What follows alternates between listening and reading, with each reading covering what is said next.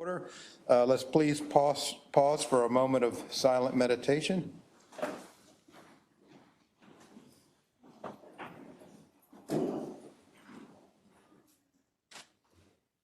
I'll now call upon Councilman Crandall, who will lead us in the Pledge of Allegiance to the flag. I pledge allegiance to the flag of the United States of America and to the republic for which it stands, one nation, under God, indivisible, with liberty and justice for all.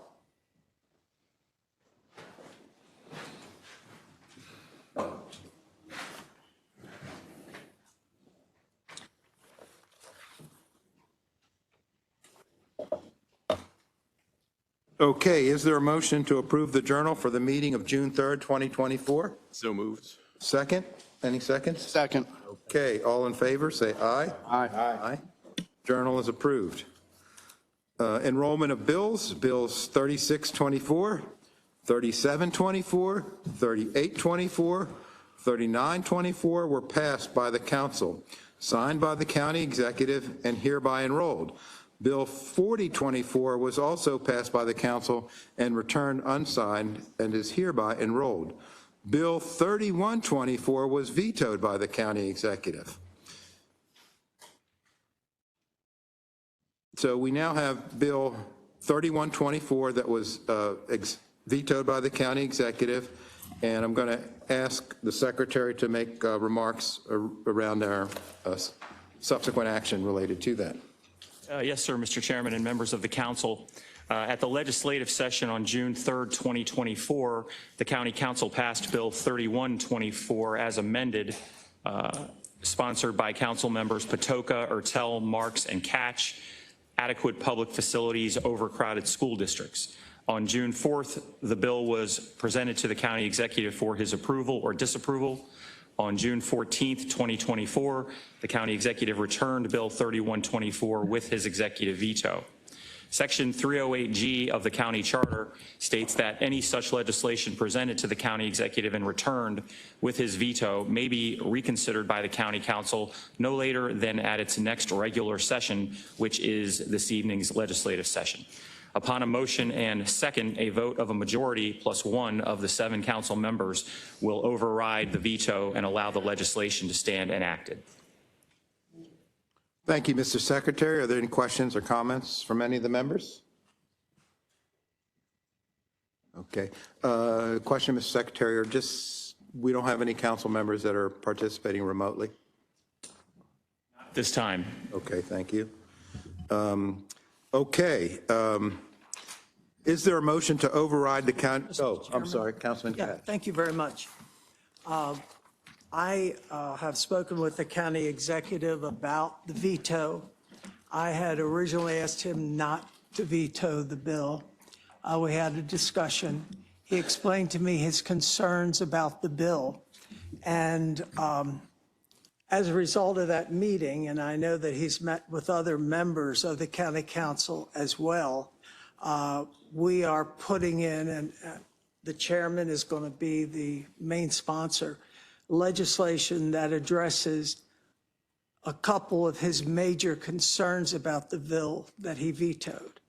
So, I give him a lot of credit for working with us and hopefully coming to a solution to this problem.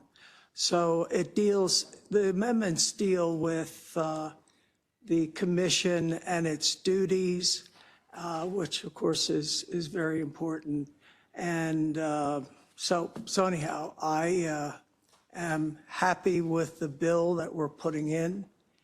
And so I think that the original bill should go. I think it should be enacted with the changes that the new bill will make. I think we'll have a very good, adequate public facilities legislation that is so necessary because of the governor's bill, which deals with development in my particular district. If you go from the Hunt Valley Town Center down to the Beltway, from the light rail over to York Road, that area is going to be subject to tremendous development under the governor's bill. I mean, we're talking about thousands of units, thousands. And, we can't have a situation where we're going to have all these new living units and no capacity in our schools. That's irresponsible, totally irresponsible. So I think we have a good solution to this issue. And as I said, it was just so important that we have adequate public facilities legislation. Mr. Chairman, thank you. Thank you, Councilman Catch. And Councilman Catch is absolutely correct. The county council is not moving forward with this action with blinders on. It was not absent of conversation. We spoke with the county executive, I think each of the members individually, and collectively we think we came up with what I think, to sum up Councilman Catch's remarks, is a win-win situation. So with that, I'm going to ask if there's a motion to override the county executive's veto of Bill 3124. I'll motion. Second. Okay, Is there discussion? absolutely. Go ahead, Councilman Young. I won't belabor this. I know that we've been discussing this since the bill was passed and since the override. As Councilman Catch has referenced, there is a bill that's on the agenda that's for introduction tonight, 5024, that will shore up some of the things that have been discussed throughout the month and a half that the bill was being presented to everyone in the public in our work sessions as well. So I just will state the same thing I've stated to everyone before. I'm glad that we are doing something to address the concerns that have been brought up by a multitude of folks related to the bill. The process of endorsing a product by overriding a veto on that product and then having a piece of legislation that then changes that same product does not follow a process that I'm familiar with in terms of engaging with folks, hearing from stakeholders, and then making significant changes based on what their feedback is. Does not follow a legislative process that I'm familiar with. That being said, I may end up being a co-sponsor of that bill because we've all discussed it. But without actually stating something, or at least letting it be known that the way in which we went about this could have been completely done differently if we would have acknowledged those concerns originally during the extended process that we provided to the bill originally. Thank you for the opportunity to at least make some statements on it. Yes, thank you, Councilman Young. And I think, we had 3 public hearings on this. We had stakeholder meetings. So I think there was an unusual amount of interaction with all stakeholders and communities. And so sometimes we can take an unusual path to get to the right place. And I think that's what we've done here. So we had, if any other comments? Okay, we had a motion and a second. So, Mr. Secretary, please call the roll. Mr. Patoka? Aye. Mr. Ertel? Aye. Mr. Catch? Aye. Mr. Jones is absent. Mr. Marks? Aye. Mr. Crandall? Aye. Mr. Young? No. Okay, the veto is hereby overridden. Mr. Secretary, will you now read all the bills for introduction? Yes, sir, Mr. Chairman. First is Bill 48-24, Current Expense Budget American Immigration Council Grant. Bill 49-24, the Building Code of Baltimore County. Bill 50-24, sponsored by Council Members Ertel, Patoka, Marks, and Catch, Adequate Public Facilities, Overcrowded School Districts, Clarifying Legislation. Bill 51-24, sponsored by Councilman Catch, Zoning Regulations, Uses Permitted in the RC4 Zone, Long-Term Care and Nursing Home Facility. Bill 52-24, sponsored by Council Members Marks and Ertel, Design Review Areas, Overly Rossville Commercial Revitalization District. Bill 53-24, sponsored by Councilman Young, Zoning Regulations, Uses Permitted in the Business Local Zone Butcher Shop. Bill 54-24, sponsored by Councilman Marks, Zoning Regulations, Data Centers and Energy Storage Devices. And Bill 55-24, also sponsored by Councilman Marks, Comprehensive Zoning Map Process Notice to Owner, Removal of Posted Notice. Okay, thank you, Mr. Secretary. We'll now consider the appointment confirmations. Mr. Secretary, first item, please. The first, Mr. Chairman and members of the council, is the council's consideration of the county executive's reappointment to the Police Accountability Board of Nigeria Rolling Forward. Okay, Ms. Rolling Ford, is Ms. Rolling Ford here or online? She's on. Yes. Okay, terrific. Ms. Rolling Ford, thank you for joining us. It's good to hear you virtually and appreciate all the civic work you've done, but is there anything you'd like to say that before the council? And we have quite a few guests here. I don't know if you can see it, but we've got a pretty packed room, Ms. Rolling Ford. I guess I would say hello to everyone. I thank the council for allowing my colleague, and Deshaun, I believe, will be on shortly, to put our names in to be possibly reappointed and just to continue the good work that we're doing. Thank you, Ms. Rolling Ford. And again, thank you for your good work on the Randallstown NAACP. Do we have a motion to confirm Ms. Rolling Ford? So moved. I'll second. Mr. Secretary, please call the roll. Mr. Patoka, Aye. Mr. Marks, Aye. Mr. Ertel, Aye. Mr. Crandall, Aye. Mr. Young, Aye. Mr. Catch. Aye. Okay, congratulations, Ms. Rolling Ford. Your reappointment has been confirmed. Let's give her an Thank you applause. so much. Okay, it's good to see everybody cheerful. Okay, our next reappointment is to the Police Accountability Board is Dawn Deshawn Fewer. Ms. Deshawn Fewer, thank you for joining us. Let me let you know that we have a full house here, pretty packed room. If you'd like to say anything, please feel free to do so. Thank you. I would just like to thank Councilman Crandall for his continued support in my position on the Police Accountability Board, and I'm very much looking forward to continuing the good work that we're doing. Excellent. Councilman Crandall? Thank you, Dawn.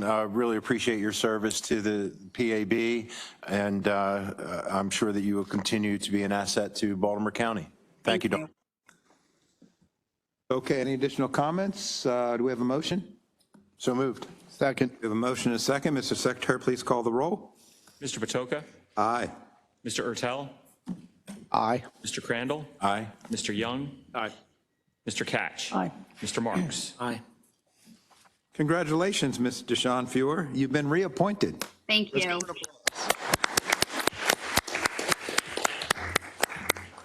think we're going to do a one clap applaud. Okay. The next appointment is County Board of Ethics, Hunter Peel. Is Mr. Peel, or is Ms. Peel? Oh, Mr. Peel, sorry. How could I forget? Yes.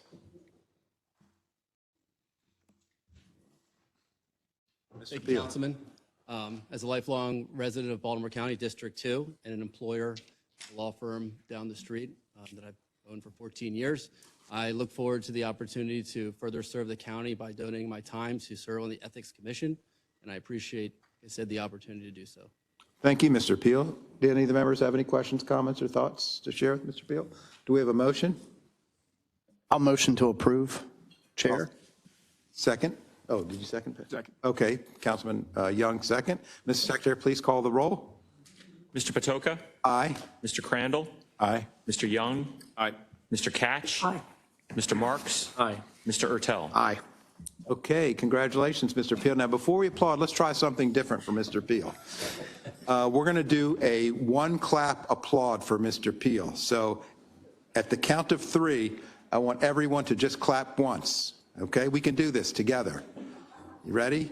1, 2, 3. Congratulations, Mr. Peel. Very good. You guys are great. Works every time. Okay. Okay. Okay, our next reappointment is to the Animal Hearing Board, Ms. Jacqueline Scotto. Oh, hello, Ms. Scotto.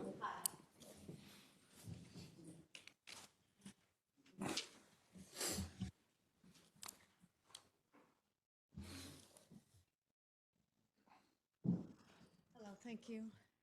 Thank you, Ms. Scotto. Thank you for joining us. Consideration for rejoining the animal board. I just want to continue what we're doing, and I enjoy what we're doing. Okay, thank you. Any questions for Ms. Scotto? I'm going to give a motion to approve. Okay, we have a motion to approve. Do we have a second? Second. Okay, Mr. Secretary, please call the roll. Mr. Patoka? Aye. Mr. Young? Aye. Mr. Catch? Mr. Wow. Jones? I'm sorry, Mr. Marks? Aye. Mr. Ertel? Aye. Mr. Crandall? Aye. Okay. Congratulations, Ms. Scotto. Now, I'm going to give you the option. Would you like a full applause or a one clap applause? I'll leave that up to your discretion. Okay, let's give her a one clap applause. We've had one practice at this. You ready? 1, 2, 3. Congratulations. Okay. Our next appointment is Department of Social Services, Mr. Mark Millspaw.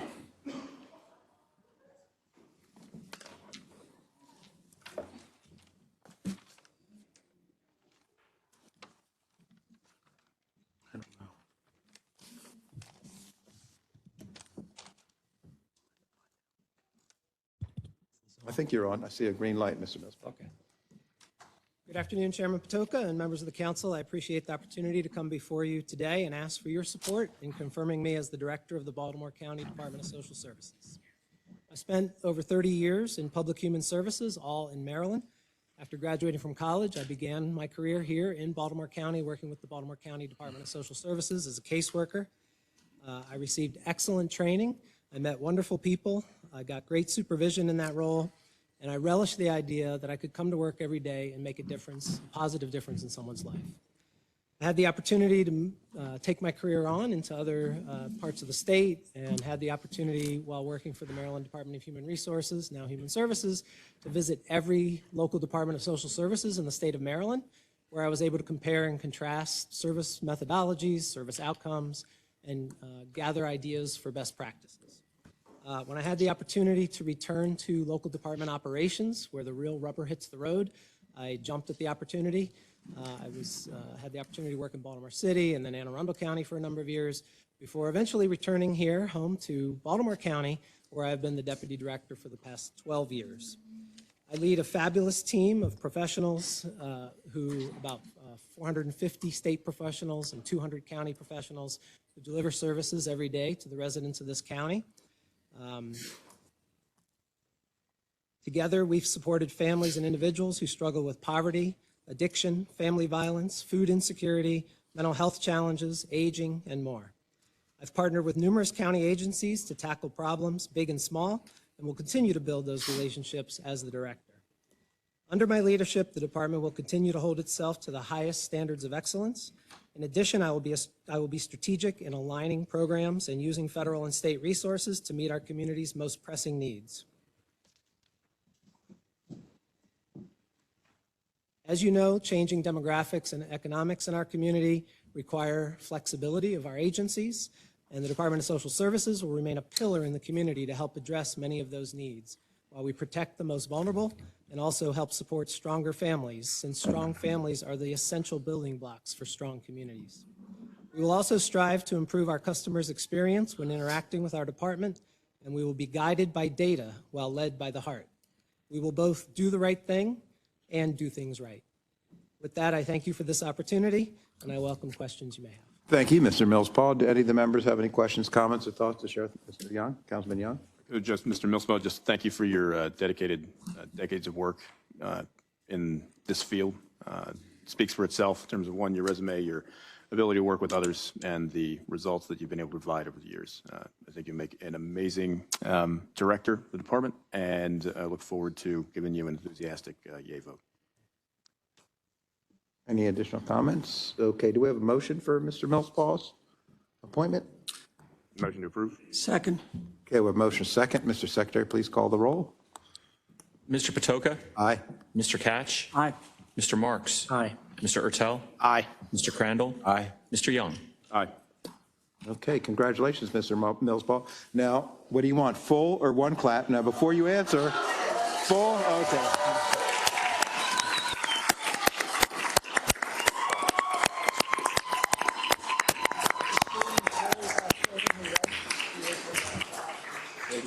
didn't even have to pay them. I guess the answer is full, right? The answer is That's full. okay. Thanks. Thanks, guys. Congratulations, Mr. Mills, Paul. Thank you very much.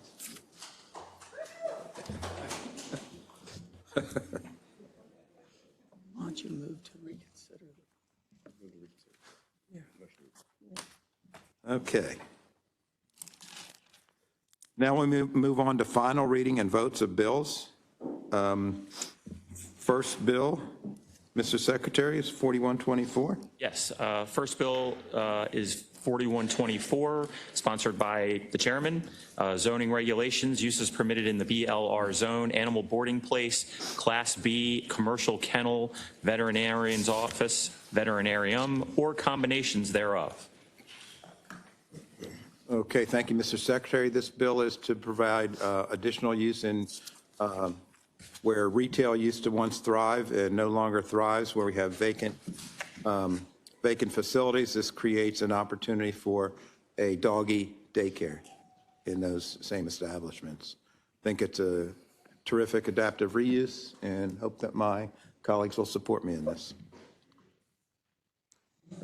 Any questions, comments, or thoughts to share? Okay. Do we have a motion?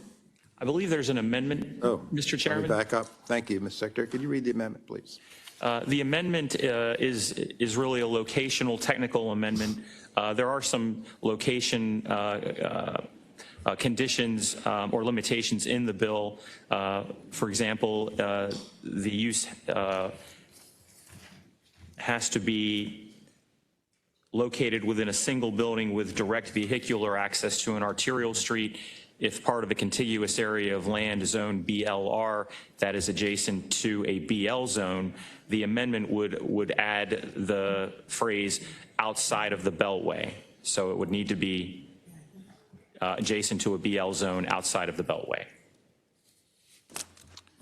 Okay, thank you, Mr. Secretary. Do we have a motion on the amendment? I'll make the motion. Second. Okay, Mr. Secretary, please call the roll. Mr. Patoka? Aye. Mr. Catch? Aye. Mr. Ertel? Aye. Mr. Crandall? Aye. Mr. Young? Aye. Mr. Marks? Aye. Okay, the amendment carries. Mr. Secretary, do I have any comments or questions on the bill itself? Okay, do we have a motion on the bill? I'll make the motion. Second. Okay, Mr. Secretary, please call the roll. Mr. Patoka? Aye. Mr. Ertel? Aye. Mr. Crandall? Aye. Mr. Young? Aye. Mr. Catch? Aye. Mr. Marks? Aye. Okay, Bill 4124 passes. Next is Bill 4224. Mr. Secretary? Yes, sir. Bill 4224 is sponsored by Councilman Crandall. Zoning regulations, uses permitted in the BM and BR zones, industrial uses in the Back River area. Okay, Mr. Crandall? Thank you, Mr. Chair. This bill would allow certain uses in an ML or MH zone in specified areas in the Back River area that meet certain criteria that is outlined in the bill. The spirit behind the bill is to allow for additional light manufacturing and uses that aren't specified in a B zone. And it's simply to open up more opportunities for these properties that meet the criteria and to increase the marketability and profitability and therefore the types of jobs that might be available should and when these business parks are redeveloped. I appreciate my colleagues' consideration of the bill. Thank you. Any of the members have any questions, comments, or thoughts to share with Councilman Crandall?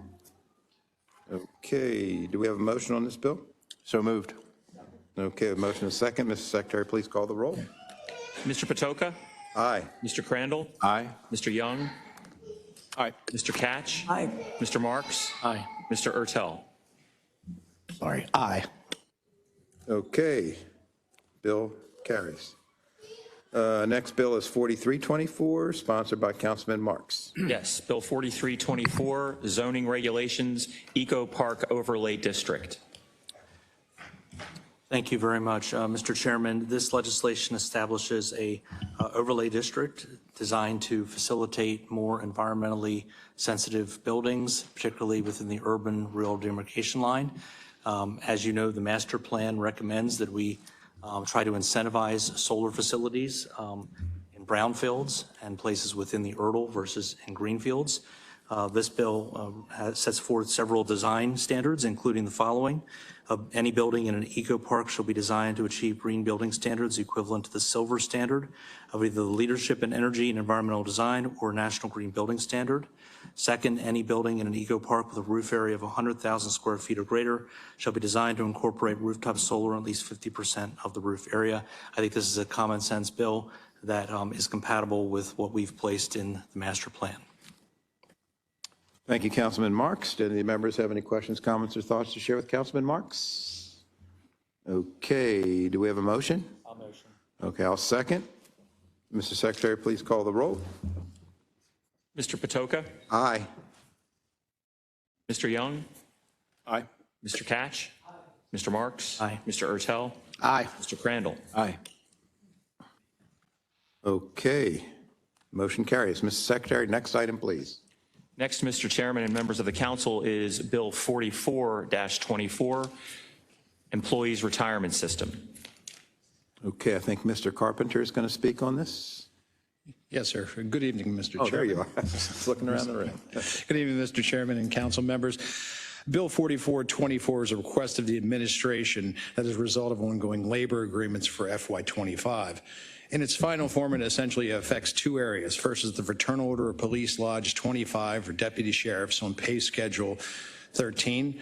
The section increases the accrual for retirement for deputy sheriffs retiring with less than 20 years of credible service for members hired prior to July 1st, 2007, from a split benefit that includes 1.82% or 55th denominator for service years prior to July 1st, 2007, and 1.3% or 70th denominator for service years on or after July 1st, 2007. To 1.82% or 55th denominator for all service years. Since a majority of the pre-July 1st, 2007 members have already reached 20 years of service, there would be no cost impact for those members.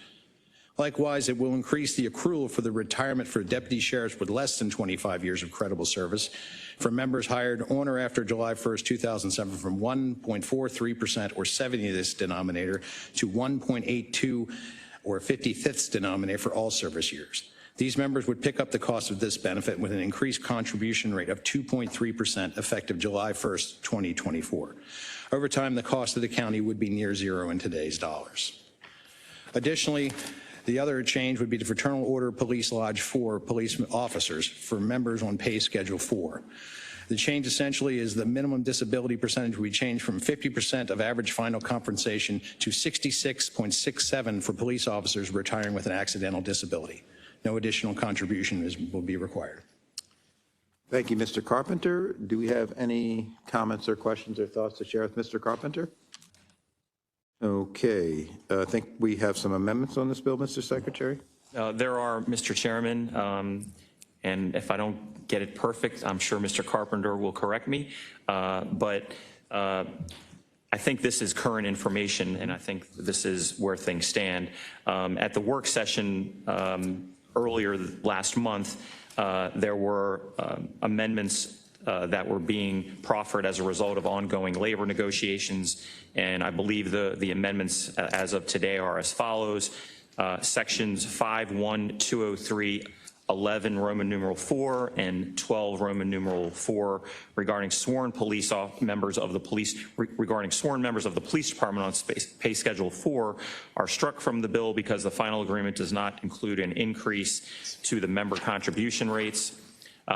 In addition, sections 5.1.217B3 and 5.1.230B regarding Group 4 Plan B members who are sworn personnel of the fire departments are struck from the bill because an agreement has not been finalized.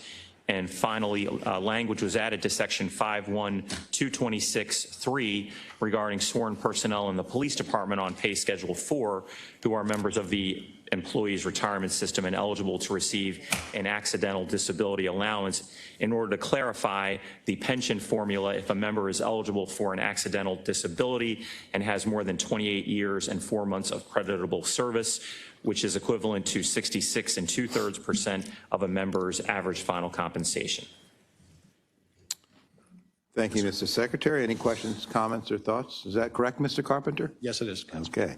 We have an affirmation from Mr. Carpenter. Do any members have any questions, comments, or thoughts? Okay. Do we have a motion on the amendment? I'll motion. Second. We have a motion and second on the amendment. Mr. Secretary, please call the roll. Mr. Patoka? Aye. Mr. Catch? Aye. Mr. Marks? Aye. Mr. Ertel? Aye. Mr. Crandall? Aye. Mr. Young? Aye. Okay. Amendment carries. Now, do we have a motion on the bill proper? I'll motion. Do Ditto. we have a second? Okay, Councilman Cat, I thought you were going to leave me hanging out there, Councilman Cat. We have a motion and a second. Mr. Secretary, please call the roll.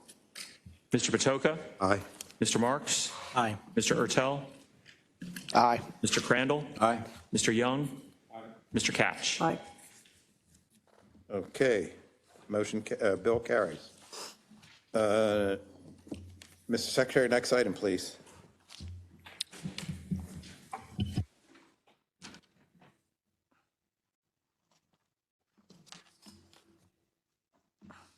The next bill, Mr. Chairman, is Bill 45-24, Development Impact Fee.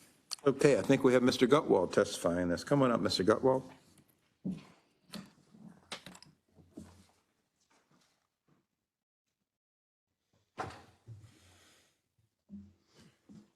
Good evening, Mr. Chairman, members of the County Council. Bill 4524 amends the method and calculation and timing of collection of development impact fees for new residential development. As you know, the current bill requires the collection to be at settlement when properties are settled, and then it is based off of the gross sales value of the house. This bill will change that to collect it at the time of permit application, and it will be based on $6 per square foot of the gross floor area. They came up with that because we did benchmarking along sister agencies sister governments in the state of Maryland, and it puts us right about in the middle of the pack for the amount of impact fee that other jurisdictions of similar size to Baltimore County. I'll take any questions. Thank you, Mr. Gutwald. Any of the members have any questions, comments, or thoughts to share with Mr. Gutwald? Questions? Councilman Marks? Thank you very much. Mr. Gutwald, I was the original sponsor of the development impact fee legislation in 2019, a flawed bill, but a bill that we wanted to get through the council. It was heavily amended. We thought that getting a bill through was better than none at all. What are the major problems with the current system? So it's virtually very difficult for PAI to know when they're going to settlement. So we originally had organized the way when they go to settlement that OBF would flag it on the lien sheets. But over the past year or so, when they changed the system in which they're doing financials, it wasn't getting necessarily caught. So it makes it being upfront. It's easy for us to track. We know which ones are exempt, which ones are not, and we can apply the fee at that point in time at the building permit application. Most jurisdictions across the state do it at building permit application anyways for impact fees. It just made it very difficult to track it at settlement, knowing when that was occurring. And there's a huge delay in when that happens and occurs. And the properties transfer hands between that time, many times, between the time they apply for the building permit and at the settlement. So I can tell you we're also people are getting a little like, what they didn't know that fee was going to be on their title sheet when they go to settle. So this makes it a little bit easier and upfront. Okay, thank you. Any additional questions? Mr. Gutwald, I have one question. Just in your estimation, do you have a sense of how Baltimore County fares relative to other large jurisdictions in central Maryland related to revenues derived from impact fees? Well, currently it's much lower. compared to like your Montgomery, Prince George's counties, Anne Arundel counties. It's much lower. When you say much, you mean hundreds, thousand, million? I haven't Millions? really done an assessment of what they're actually collecting. I know some of the monies that they're collecting, but total what they do each and every year, it's significantly higher. Yeah.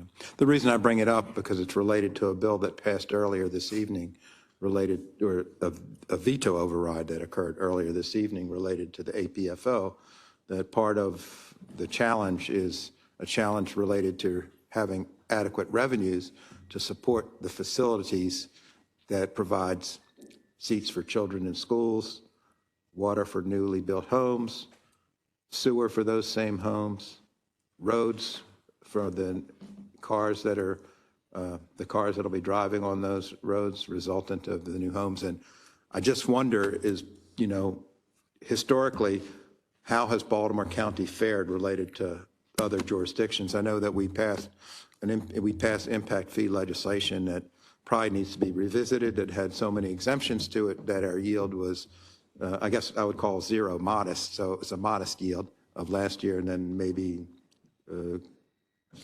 modest the year before, but above zero. And so it's hard to keep up if we don't have the revenues to really provide modern resources for our residents, our existing residents and our new residents. So appreciate your insights on that. And I just wanted to tie those things together, that everything is connected. And so this is the first step, I think, and I'm going to support this, the first step towards additional actions that will happen to try to increase the revenues related to the impact of development. Any members have any additional? Mr. Chairman? Yes, Councilman. Yeah, thank you very much. This legislation really causes me heartburn, and as a county, we're between a rock and a hard place, really. When you take a look at the cost of construction for Baltimore County government, it has grown astronomically. For instance, for a new high school in my district, the cost over the last 3 years has gone up $40 million. $40 million. And yet, we want affordable housing for people.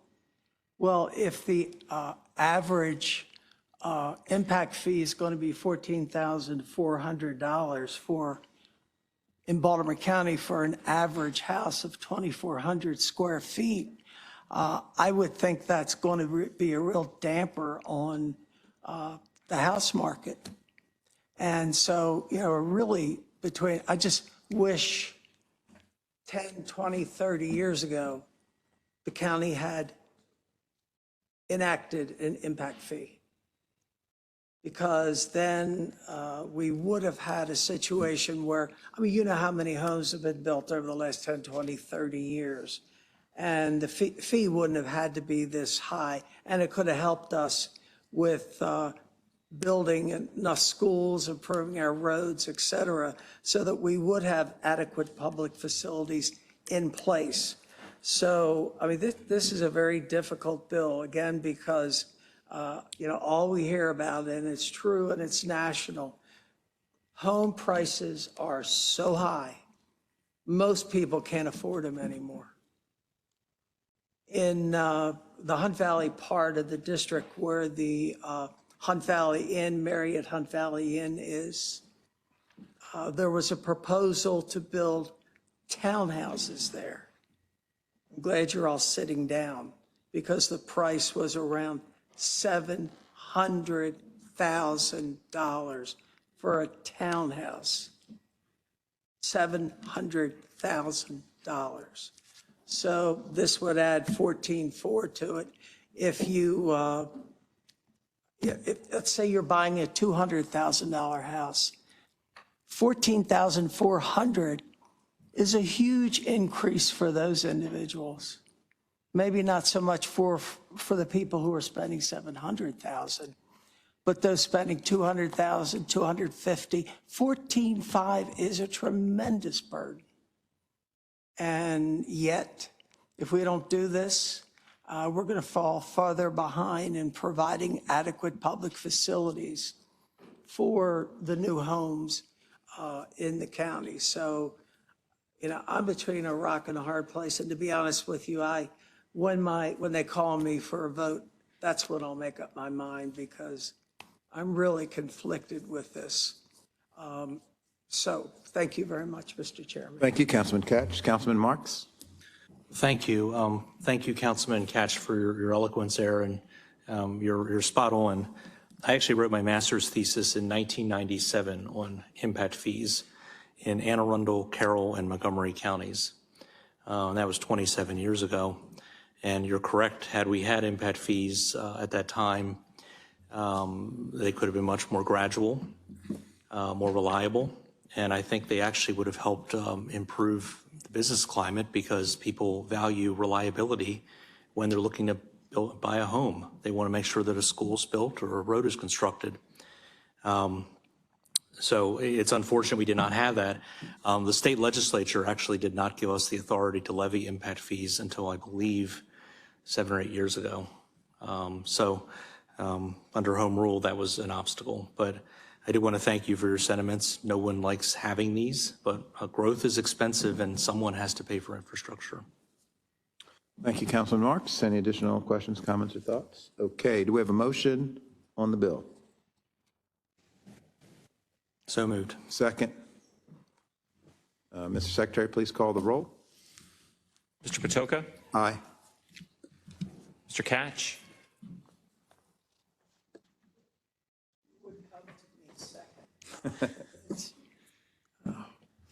Can you come back to me at the end? Very well. Mr. Marks? Aye. Mr. Ertel? Aye. Mr. Crandall? Aye. Mr. Young? Oh, this Mr. makes Ca- it easy for me. I could vote no. It doesn't make a difference. It's between you and your conscience, Councilman Catch. Yes. Okay, congratulations, Mr. Gutwald. Keep up the great work.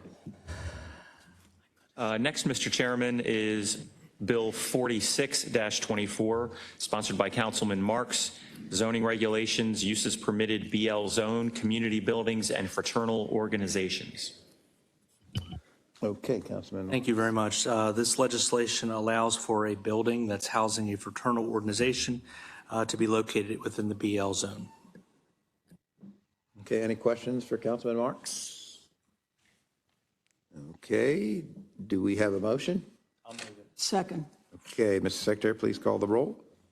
Mr. Patoka? Aye. Mr. Ertel? Aye. Mr. Crandall? Aye. Mr. Young? Aye. Mr. Catch? Aye. Mr. Marks? Aye. Okay, congratulations, Mr. Marks. That bill passes. Mr. Secretary, next item, please. Next, Mr. Chairman, is Bill 47-24, sponsored by Councilman Patoka, County Charter, County Council, composition, number of council members. Okay. Thank you, Mr. Secretary. This is a bill to enlarge the county council from 7 members to 9 members. It implements the recommendation of the County Structure Work Group. They met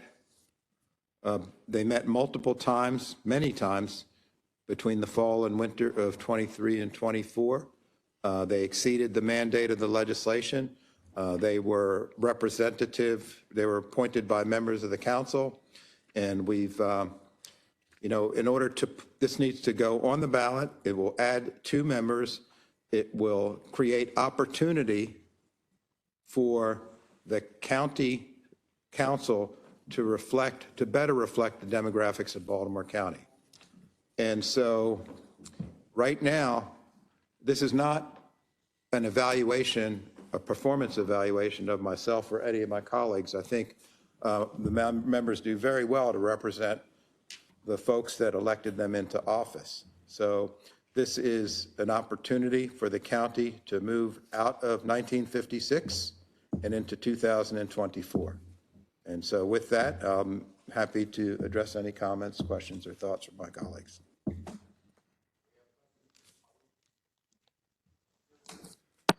No, you can't. There was a hearing, there were 2 hearings for this, so you can speak afterwards if you'd like.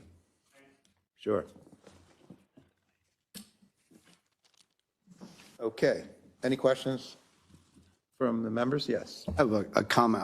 Actually, at least one of our members is here from the Council Structure Committee. Mr. Al Harris is here in attendance.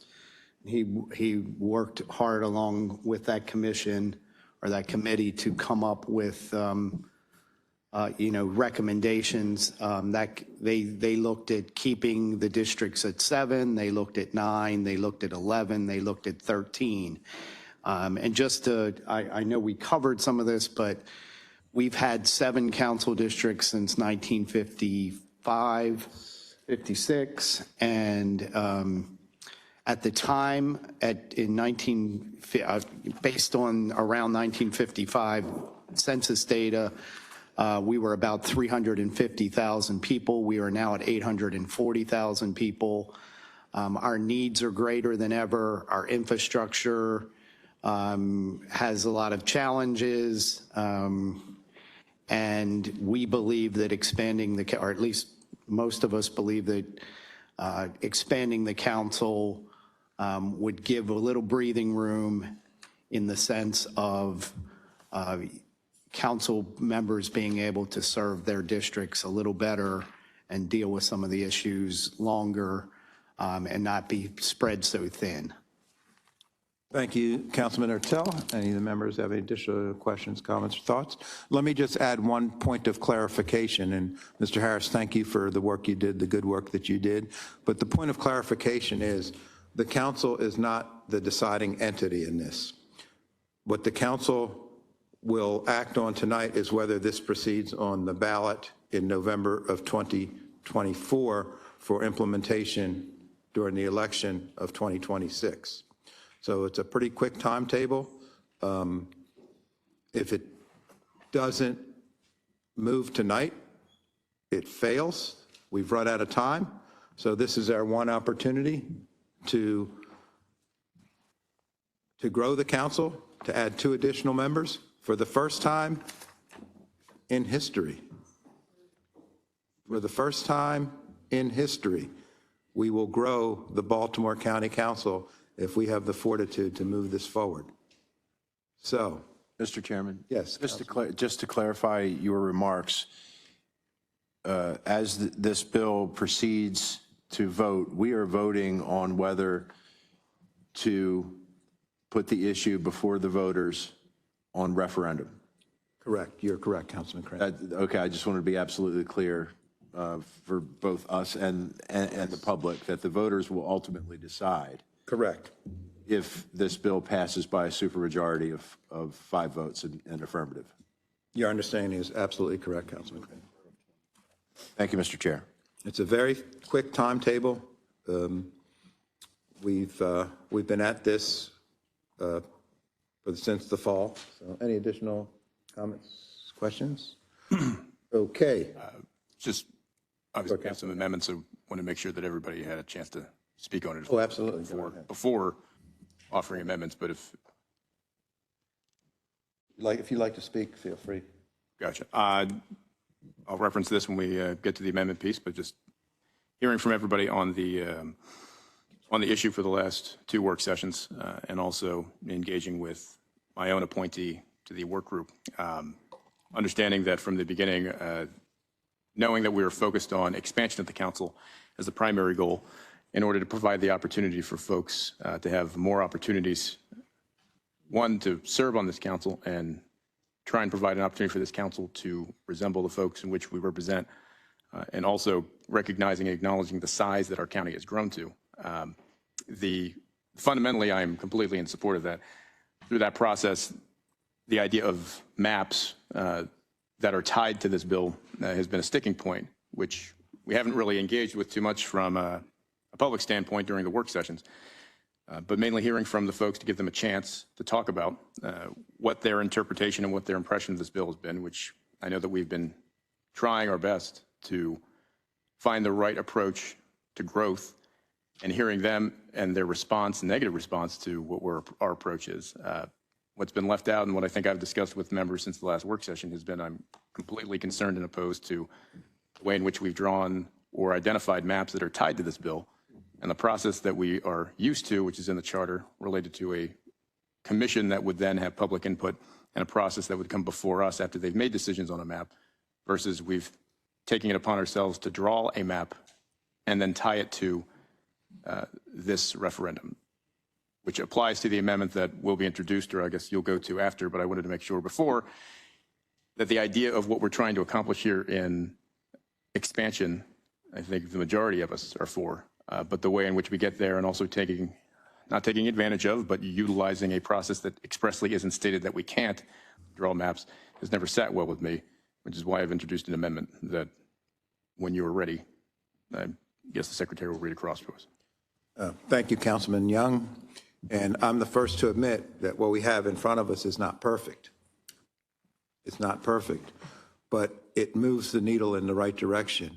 If we were to continue this process, there would be folks that would not believe that whatever map we created is perfect. Nothing is perfect.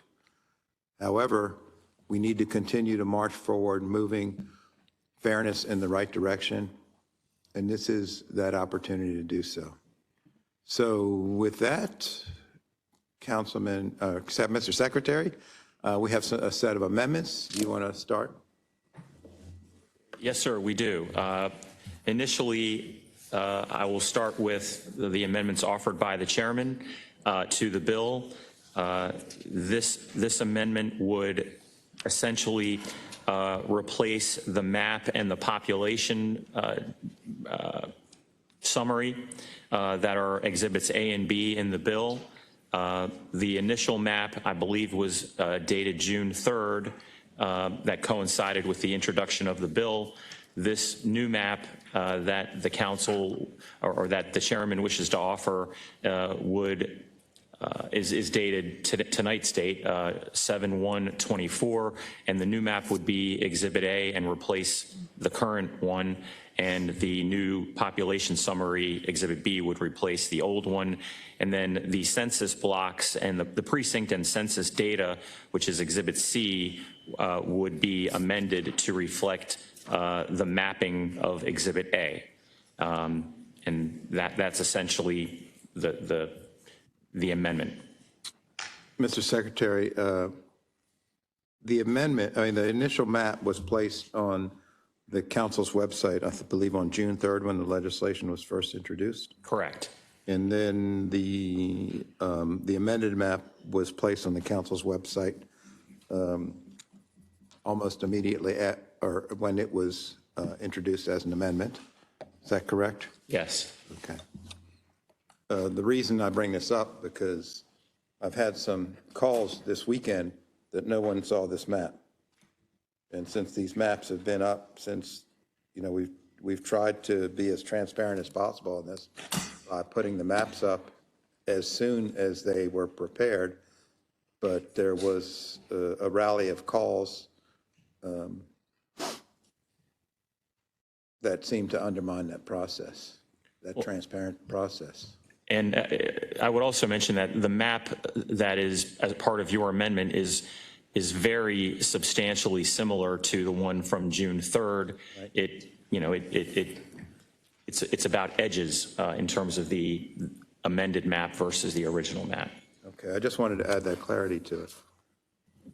Okay, are there any questions, comments, or thoughts to share related to the amended map?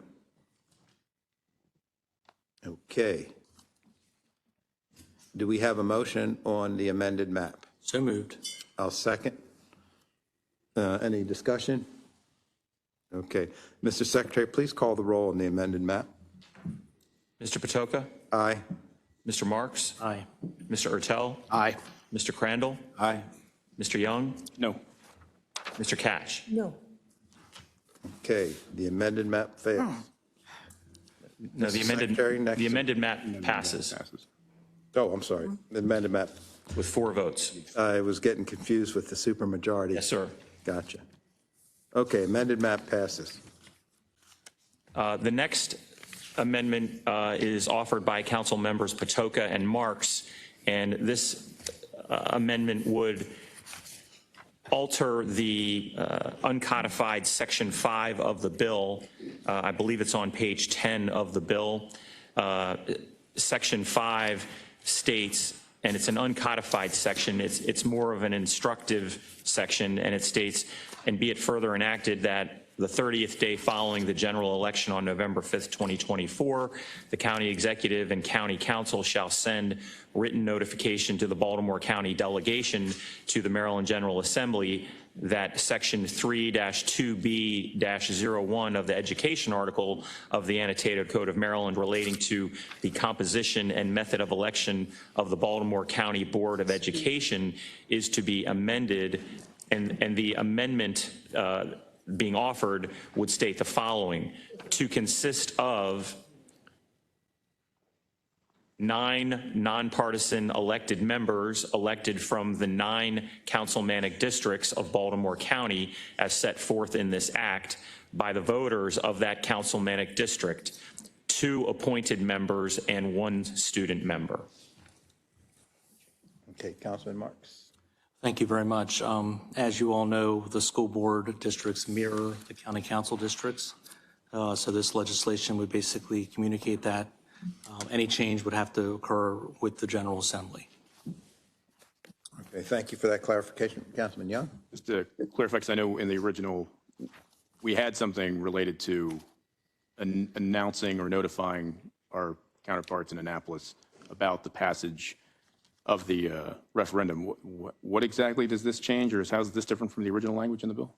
The original language, frankly, just stated is to be, of what I read earlier, that the method of election of the Baltimore County Board of Education is to be amended in accordance with this act. The amendment basically gets into more specifics for it to consist of, and then, as I read, the 9 nonpartisan elected members elected from the 9 councilmanic districts of Baltimore County as set forth in this act by the voters of that councilmanic district, 2 appointed members and 1 student member. I think the import of that, Mr. Young, would be the number of school board members would remain the same total, and with an increase of 2 council members, the number of elected school board representatives would go up from 7 to 9, and therefore the number of appointed members would be reduced by 2 from 4 to 2. So we're being specific in terms of what we intend our intention is for the language that we used, and that they're aware of that. As the bill passes or as the referendum passes, that Annapolis is aware of that.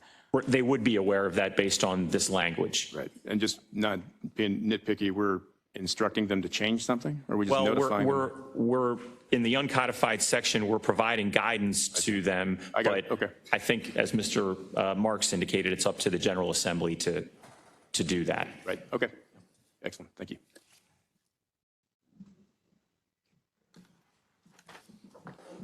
Okay. Any additional questions on that? Do we have a motion on the amendment? I'll make a motion. I'll second it. Proceed with the roll, Mr. Chairman. Yes, go right ahead. Mr. Patoka? Aye. Mr. Marks? Aye. Mr. Crandall? Aye. Mr. Young? Aye. Mr. Catch? Aye. Mr. Ertel? Aye. Okay, amendment carries. Mr. Secretary, next amendment, please. The next amendment is offered by Councilman Marks. This amendment would renumber the council districts. If this bill is successful and also successful as a ballot initiative, this amendment would, since you're going from 7 members to 9, this would renumber the council districts according to the amendment. Council 1 would stay Council 1, Council 2 would stay Council 2, Council 3 would become Council 5, Council 4 would remain as 4, Council 5 would become Council 7, Council 6 would stay as 6, Council 7 would become Council 9, Council 8 would be the new 8, and the new, and then the new 9 would become 3.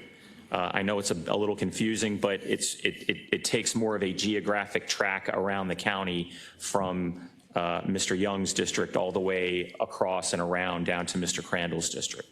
Clockwise. Yes, sir. Clockwise. Yes, sir, exactly. Okay, are there any questions for Councilman Marks? Okay, do we have a motion on the clockwise amendment? I'll move it. Second? Mr. Secretary, please call the roll. Mr. Patoka? Aye. Mr. Ertel? Aye. Mr. Crandall? Aye. Mr. Young? Aye. Mr. Catch? Aye. Mr. Marks? Aye. Okay, the amendment carries.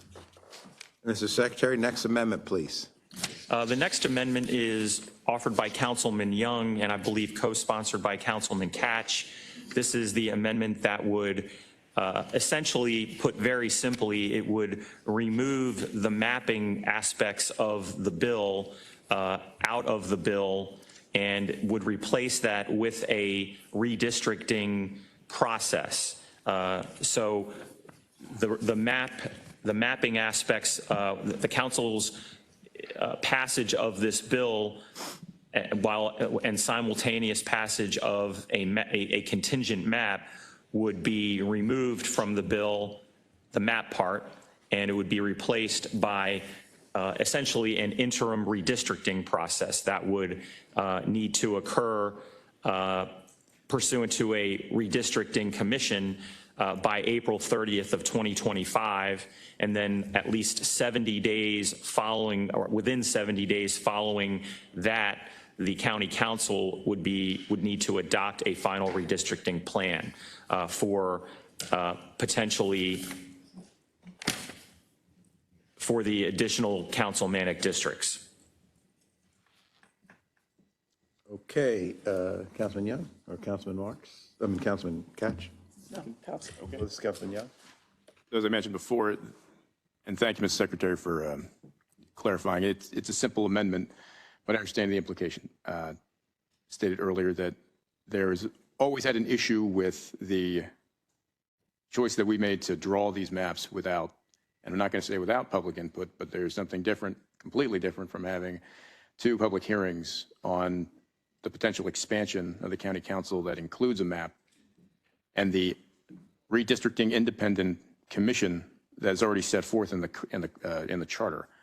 It hasn't sat right with me, and also I think in the language of the bill that we're passing, we also shut the door behind us that doesn't allow for any council after us to follow the same process to draw maps. I'm pretty sure that's exactly what the language prevents, someone after us from doing the exact same thing that we're about to do. It hasn't sat right with me, and I know that part of the argument has been timing related to when this passes, when the charter amendment potentially passes in November, creating a commission of members to have public hearings and then for it to come in front of the county council for final approval, as it currently states in the charter now. I don't adhere to that argument. I would much rather have as much time as possible to know what my districts look like. I know that any elected member and also a candidate would like to know as much time, have as much time as possible to know what their district looks like so they can adequately campaign in that area. But to do so by drawing a map and not including an independent process that allows for the public to have their input has never sat right with me.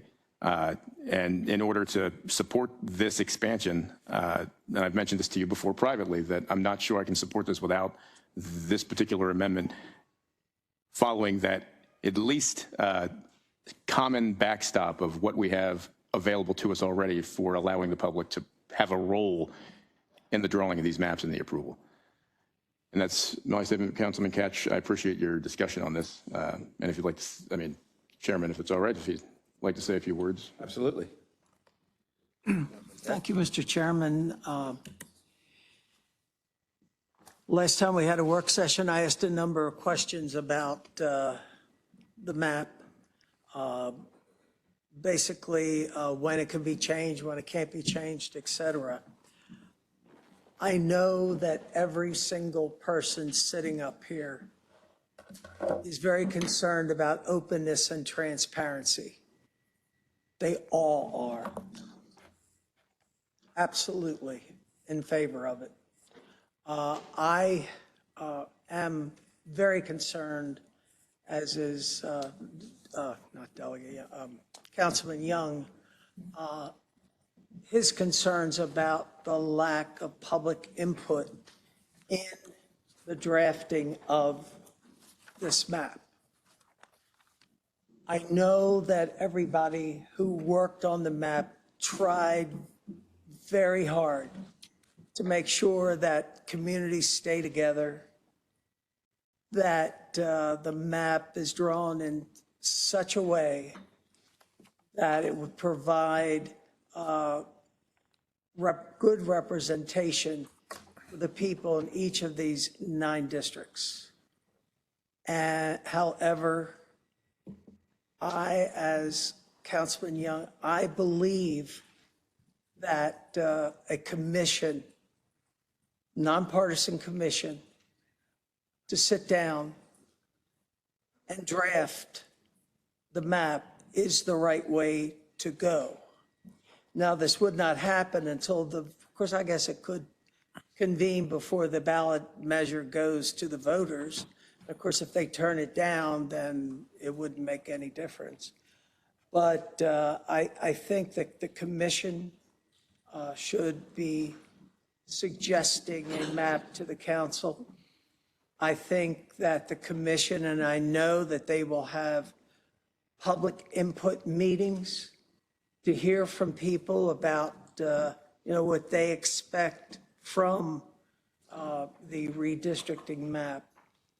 And on top of it, the council has work sessions where people can comment on the map.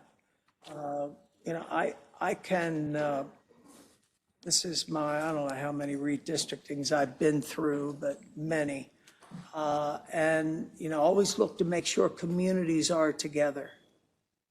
You might think that, let's take Reisterstown, which I represented at one time.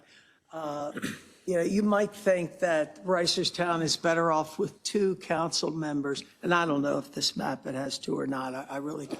Just using it as an example.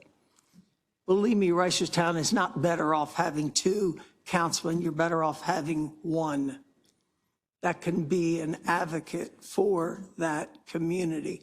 In my district, I think of Lutherville, Timonium, I think of Cockeysville, I think of Hunt Valley, I think northern Baltimore County, by all means, should not be split up too much. There's too much at risk in northern Baltimore County. After all, northern Baltimore County is where we get our food.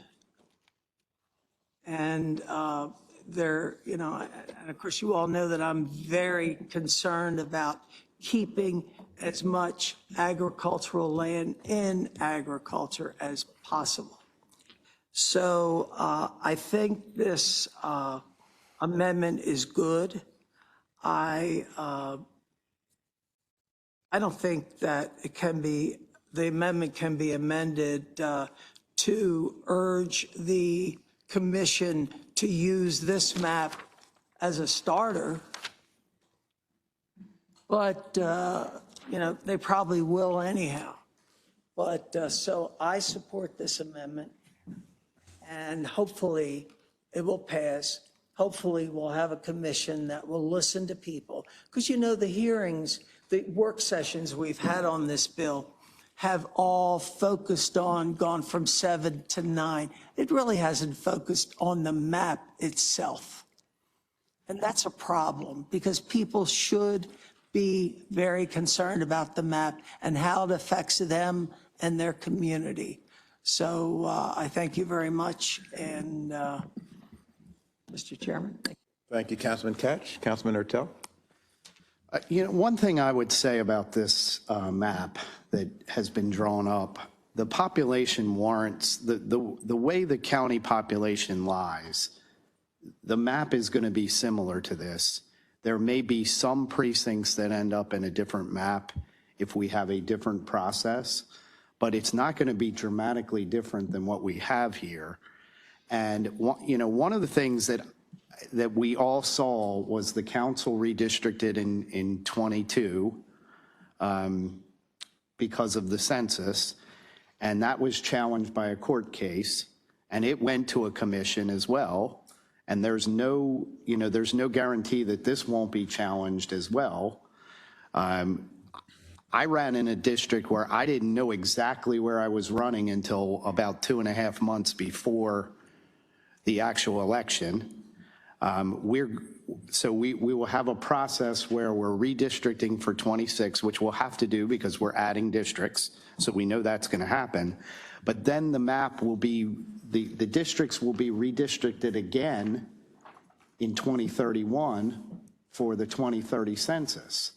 So to go through this process multiple times with a lot of uncertainty, to me, is one of the reasons why, while I understand the transparency and the thought of a commission and the fact that, it gives people a chance to talk about it, I don't believe that the map's going to substantially change.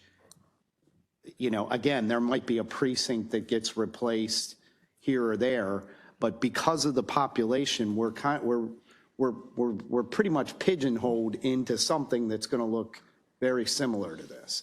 So that's the only thing I would add, that I don't think we're going to have a commission and they're going to come up with a completely different map than what we've already come up with. Councilman Young? And I completely hear you, Councilman. I wouldn't disagree with you. I mean, in terms of having to expand by 2 districts, and also whether it's a commission process or not, having to deal with the same issues that we are right now. What is the point and purpose of our expansion? Is it one piece is because our county has grown, and what does it look like in other jurisdictions? Are we representing the right amount of people as a representative body? The other is in terms of diversity and whether our districts are giving the opportunity present to our citizens to have a shot at sitting in these chairs and representing communities that have historically been neglected. And I don't disagree that potentially a commission would create something very similar, if not using this as a baseline, but without the ability for the public at least to have input, not just talk about the maps, but have input during these processes, during this independent commission. They do shape these maps. The communities that, I know that not just Councilman Katch, but we've talked about not dividing up, have a say in where they fall, and encouraging the folks that we have appointed to the commission to think about that in their deliberation and what they end up drawing and sending back to us, and then determining what that final product is. There's a risk of being sued by just doing this map. There's a risk of being sued doing the other one, but I would rather take at least the baseline of some sort of process and opportunity for the public to have an input, and then fall back on that than to be sued now and trying to figure it out by just saying, like, we were allowed to because it didn't say we couldn't, so we did it. And I know we're not necessarily back and forth, so I completely understand where you're at. We've had this conversation, and now we get a chance to have it publicly because we're all in the right place. We want to go to the same goal. Just in terms of how we get there, there's a bridge too far in terms of not including the public in a process that they have historically been involved in participating in. So that's just wanted to add that piece. Thank you, Councilman Young. If I could just share an anecdote with my colleagues that I think all of you will appreciate, since you all filed for election in 2022. When we went to the Board of Elections to file, we were all asked to sign a document that said, while you're filing for a certain district, that you will commit to run in whatever district you end up being redistricted to. And so in my case, I ended up running in the same district that I'd planned to run in, but my opponent in the general election, Mr. Jim Amos, I guess they call him, he called me one night and said, Mr. Patoka, I never intended on running against you, but I signed this paper at the Board of Elections that said that I had to run in whatever district I ended up being in.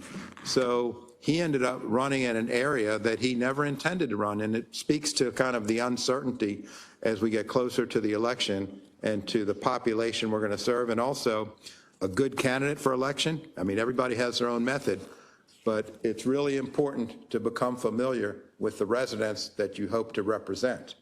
And so you have to do that as early as possible in an election cycle. You know, there is a part of, it's a different skill than governing, certainly, but there's this whole other skill set that comes into play called a campaign. And so the earlier you engage the campaign, the greater your chances are to win that campaign. And so I just, you know, for Mr. Amos, he didn't have the time to really know the district he was serving because he got districted in an area he was unfamiliar with. And so he didn't fare poorly. I mean, he didn't fare great in the election. He did okay. But I think it was a real challenge for him because we all signed that same paper. I think my colleagues recall signing that. So having some level of predictability is important in the business of being an elected official as well. Okay, Councilman. Could I add to what you were saying? You okay? You know, this may sound like it's about us, but we also are creating 2 new districts here. Okay, well, it may sound like it's about us, but we're creating 2 new districts that, again, there needs to be some kind of certainty that if we're going to have new candidates who are going to run for these districts. And if they don't know where they're running, or they don't know if the process plays out that we're 3 months before the election and you have a new candidate, what does that say? We've expanded the districts, but we're not going to let you know what's going on until the very last minute. And that's what I fear, that this commission, I'm not against the commission, I'm just against the timing of it. We've had a lot of upheaval. We're going to have more upheaval at the end of this year with a new county executive. And I just think we need some certainty in the electorate, is all I'm saying. And this at least gives us certainty that we know what we're dealing with and we can give it to the public and let new candidates get ready to run for these open seats. Okay, is there any more discussion on this? Okay, do we have a motion? We have a motion and second? We had a motion from Councilman Move the amendment. Young, and we have a second from Councilman Katch. Mr. Secretary, please call the roll. Mr. Patoka? Nay. Mr. Katch? Aye. Mr. Marks? No. Mr. Ertel? Nay. Mr. Crandall? Nay. Mr. Young? Yes.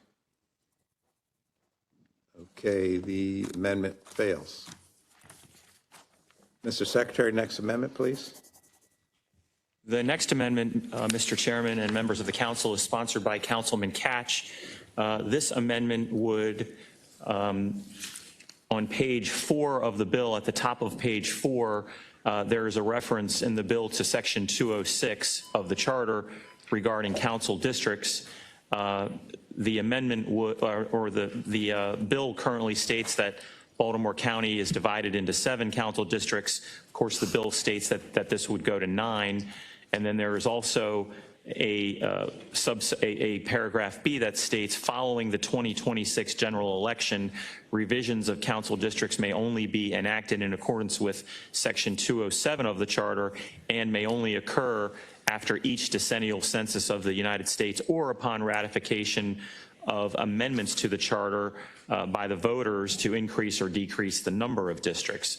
This amendment would tweak that second paragraph, and so it would, instead of saying following the 2026 general election, revisions of council districts may only be, et cetera, the amendment would strike the following the 2026 general election, and the amendment would state revisions of council districts may only be enacted in accordance with section 207 of this charter and may only occur before October 1, 2025, or after each decennial census of the United States, or upon ratification of amendments to the charter by the voters to increase or decrease the number of districts. So the key is that the amendment would remove the the phrase following the 2026 general election, and it would add the phrase before October 1, 2025 in reference to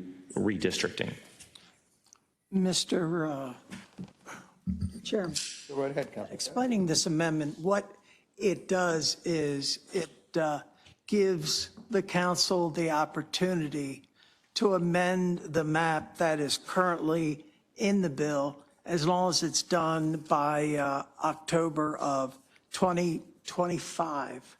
My thinking is if the council decides that they are interested in changing any part of the map, the council then would have that opportunity.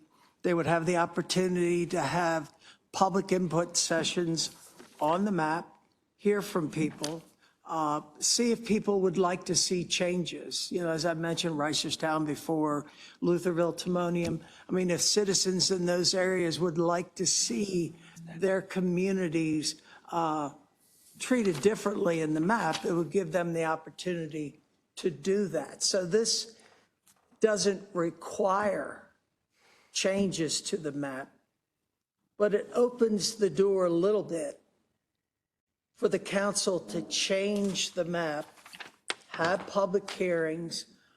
If the council wants to appoint an independent committee to take a look at the map and make recommendations, they could. It doesn't require any of that, but the opportunity is still there.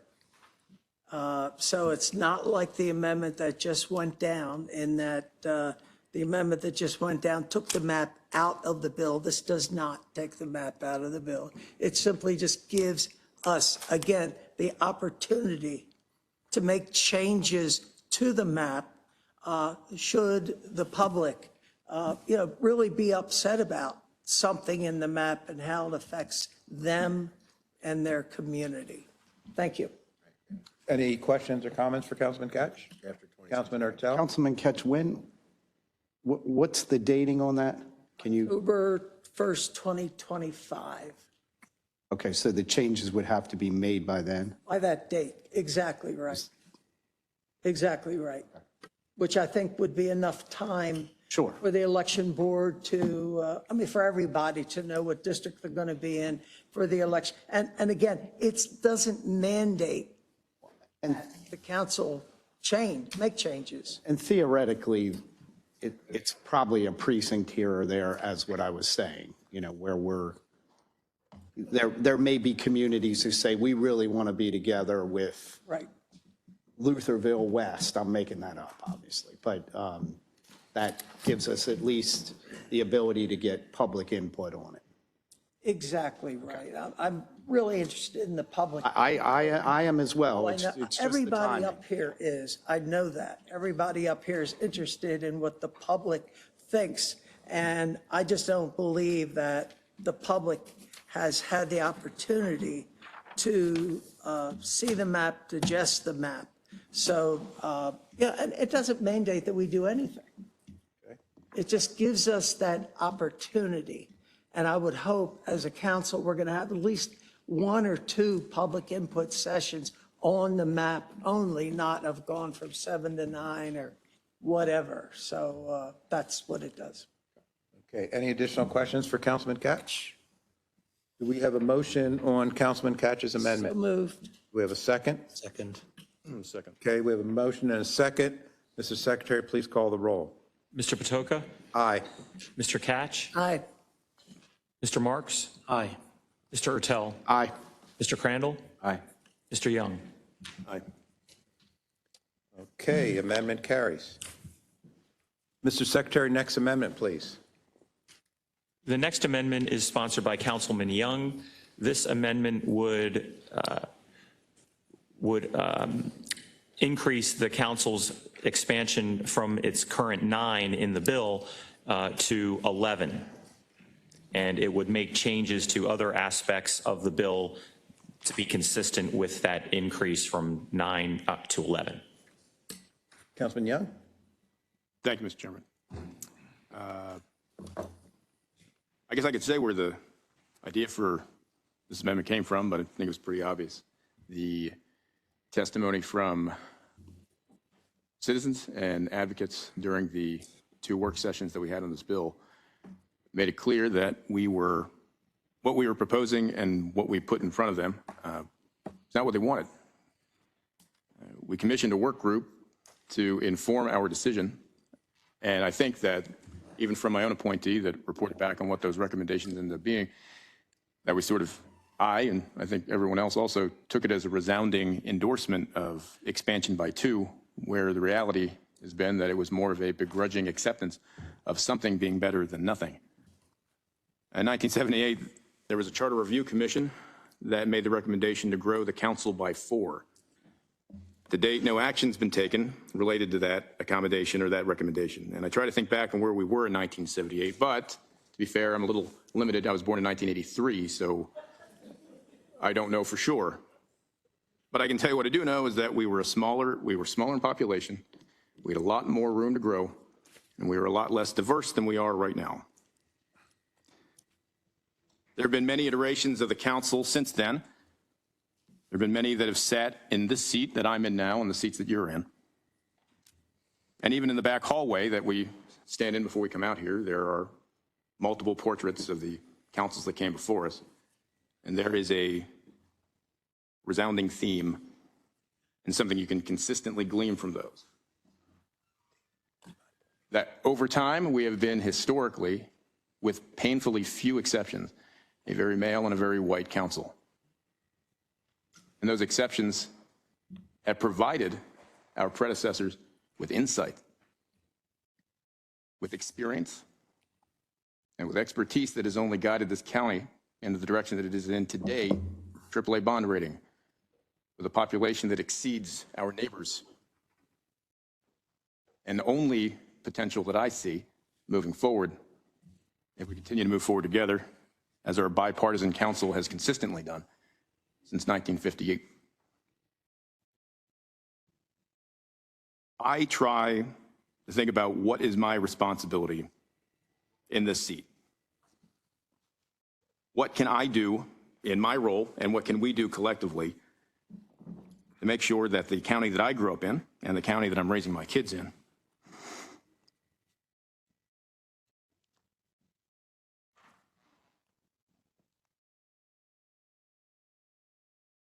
provides the same opportunity that it did for me to lead me here. Not because I believe that I could have a role and play a role in that, but because it's the right thing to do. Because the opportunity that was presented to me to be sitting in this seat should be provided to everybody. And there is nothing inherently preventing that, inherently, by an action that we've taken or anyone before us. I'll be clear, I'm not responsible for the actions or inactions of the folks that sat in my seat before me, but I am accountable for the environment that has been created by their inaction. We talk about the federal guidelines that we have to follow, that we are trying our best to meet when it comes to housing. We talk about the suits that have been presented to us because of our choices related to previous maps. And I wonder what these situations would have looked like if those portraits out in the hallway looked different and had more people, more women, more people of color in these same seats. And I wonder if we would be in the same situation we are today. I think we'd be in a better position. But 45 years is a long time, a lot of missed opportunities and a lot of missed perspectives. I don't want to make my choices miss more opportunities and prevent someone that could benefit from sitting in this seat and benefit this county and my children from not having the same opportunity. And it's my belief we have a responsibility to foster and where necessary, create opportunities to produce a council that represents and looks like the population which it serves. That I appreciate you indulging me. I know that we've had conversations about this and the other amendments. I don't have too much else to say about this, other than to, if you allow me to, move the amendment or if any would like to make comments related to it as well. Any comments?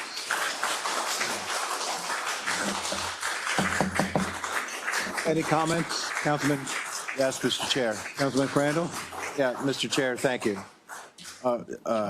Councilman Young, I am not going to try to match your eloquence or your passion. I do have to say, though, that we have to cut through the crap here. This is about politics. Come on. This is about politics. This is about the Democratic Party doing what they do in Maryland, which is trying to grab more power on the Baltimore County Council. Compromise was reached with the map that was drawn.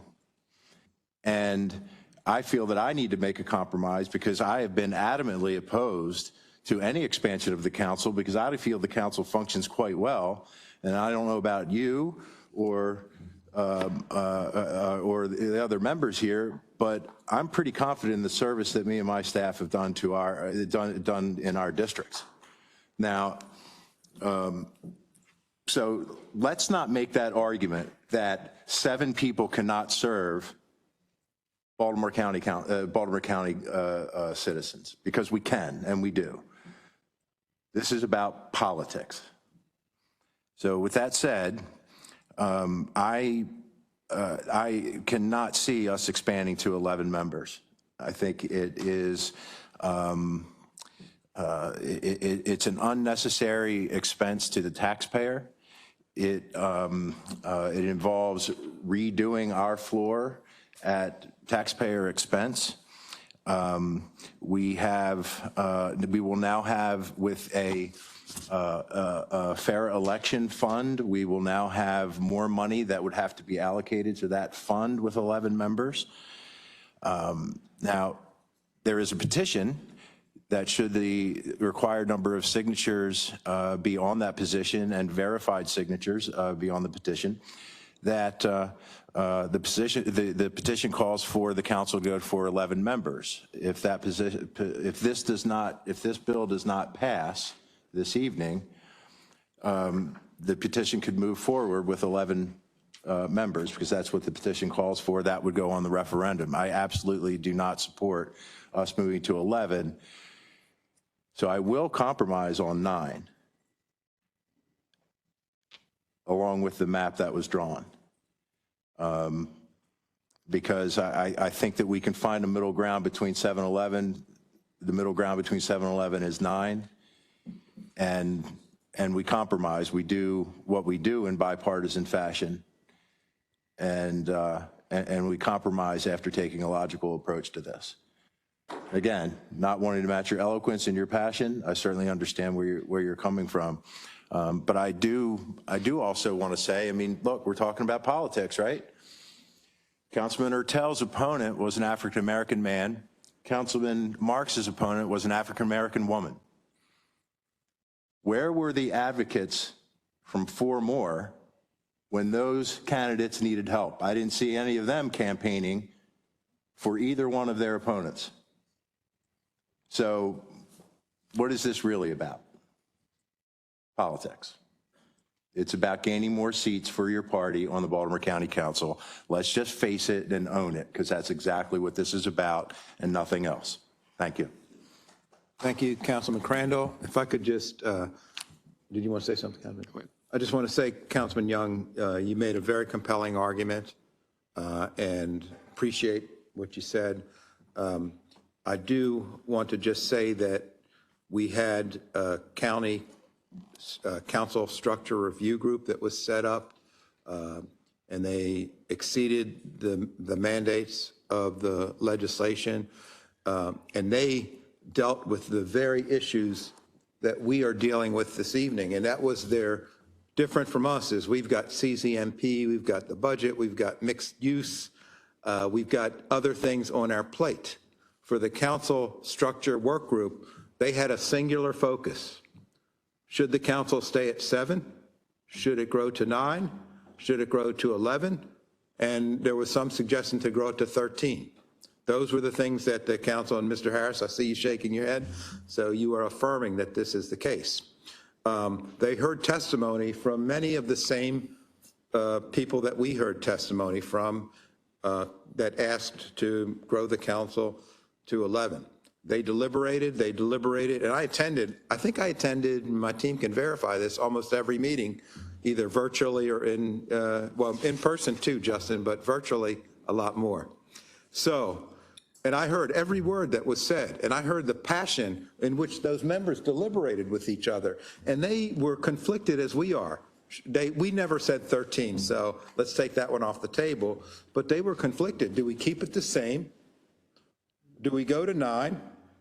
Or do we go to 11? And they went back and forth, and finally, after much deliberation, I think it was 2, and Mr. Phillips, you were there, Mr. Croner, there were 2 full meetings of just, once all the information was in, they deliberated. And in an impassioned deliberation, they chose 9. They chose 9. And so that is what has been recommended. That is the bill that I have sponsored. And that's what we're going to, that's why we're at the number 9 this evening. So, any other comments? Only to say too that the Councilman Crandall, you're right. I mean, politics is inherent in everything we do, and you know, obviously, this has been an issue related even when we were on the campaign.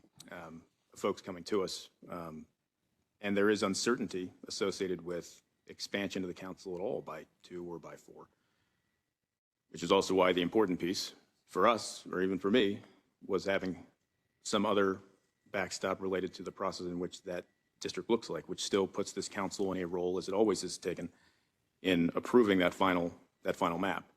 I will say even talking to family members, there's a misconception or even joking around about like who instructs or who guides the decisions that are being made in terms of a party dictating something to be done. From the legislature to here, it's been the same sort of joking around about like you're doing something because the party's asked you. There's been no discussion from any party members. However, we do all represent our own, respective parties. This has come from a place of advocates, I think, looking at what could be or could have been, and the missed opportunity that has presented to generations that have lived here. And yes, politics is involved in it. I'm not going to act like it isn't. But I have to, after the testimony, after hearing from my own appointee about the back and forth that Mr. Patoka has also referenced, and asking her as a mother and as a educated woman who served on the commission what her personal position would have been. And she said that all the numbers pointed to 4, and that she, as a professional, realized it didn't have the support and was willing to accept something rather than absolutely nothing, which I understand is why we have taken the recommendation to move to 2. The testimony, which came out of 2 work sessions based on the change that we all unanimously passed in terms of 2 opportunities for folks to weigh in, and we'll still have folks weigh in tonight, does have an impact on our choices. And had an impact on me. I don't think I expected to hear what we were hearing, or even some of the folks that came supporting 2 more to then change their testimony and say that they would, while supporting the bill, would also encourage 4 more. I don't think I've seen that before. It was enough to move me in this direction to at least make an attempt and make the argument for where we're at now with this amendment. And just wanted to make sure I clarify that as well. Because I know you, Councilman, while we don't agree on policy, we generally jovially get along. But we can come to an agreement and also understand where we come from, even from a political standpoint, and I appreciate that. Okay, thank you, Councilman Young. As well, Councilman. Councilman Marks. Thank you very much. And I agree with a lot of what both of you have said. I think there are many idealistic volunteers who've spent hours collecting signatures because they believe in the nobility of their cause. And I thank them. I think we need more people like that who care about government. Councilman Young, you mentioned missed opportunities. There was a missed opportunity here to reach out to all major political parties. And I pleaded for that. I've been saying this for the past 2 years. But even as late as 2 weeks ago, Perry Hall Town Fair, there's a Northeast Republican Club booth, and there's a Democratic Party booth and the Democratic Party's giving this out, which is their right. But why wasn't there the sort of bridge building to the Republican Party? The chair of the Republican Party came to the conclusion that expanding this body to 9 members was the right thing to do. Candidly, not the most popular position probably for a Republican activist, but she testified. Again, I think a missed opportunity. I've always prided myself when trying to be bipartisan here. It's gotten me in trouble sometimes with one wing of my party, and then over the weekend, the far left wings of the Democratic Party attacking me because I dare say that we should have political diversity on the Baltimore County Council. That's unfortunate. So again, I think there are good people who care in this cause, who care about a better Baltimore County. I salute their idealism. I just think that there was a missed opportunity in building bridges. Okay. Thank you, Councilman Marks. Councilman, okay. Listen, I just want to thank did you have something? Okay. I just want to thank my colleagues for everybody really thinking through this. I don't think any member that's up here is taking this issue lightly. As you can see, there have been multiple amendments, and that's not an attempt to derail this. It's an attempt to get it right. And so I just want to thank each of you for your impassioned thought and emotion and thought towards this and your emotional zeal. And so with that, I think we've heard from everybody. Do we have a motion and a second? Or Councilman Young? Move the amendment. Okay, we have a motion. Do we have a second? Second. Okay, hearing none, the motion does not move. Okay. Mr. Secretary, next amendment, please. Mr. Chairman and members of the council, the next amendment is offered by Councilman Jones. This amendment was filed after the 10 a.m. deadline. The amendment would remove the references in the bill to the charter sections on page 4 of the bill and the top of page 5. It would essentially remove the parts in that deal with actually some of which I already read, but let me just make sure that everybody is clear. Thanks. It would leave section 206 as it currently is in the charter, except for the expansion from 7 to 9 members. 206 is related to the number of council districts and redistricting being in accordance with section 207. And then section 207 is the section related to revision of council districts, and the amendment would also take out the changes that the bill makes to that section, except for there being an equal number of members of the commission as the number of council members established by the charter. And then on the top of page 5, there is also a reference in the bill related to the commission recommending council legislation to increase or decrease the number of districts if the commission was constituted pursuant to 206B2 of the charter, which is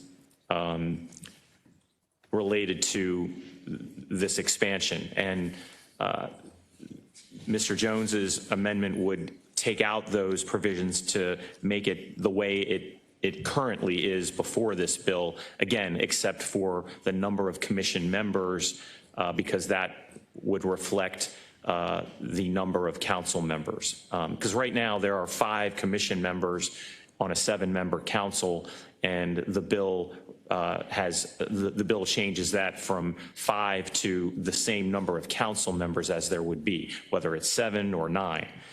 So there would need to be a suspension of the rules to move this amendment forward. Okay. Is there a member that would like to suspend the rules in order to allow Mr. Jones's amendment to reach the floor? Hearing none, Mr. Secretary, please note that there was not a motion to suspend the rules. So noted, Mr. Chairman. Okay, next amendment, Mr. Secretary.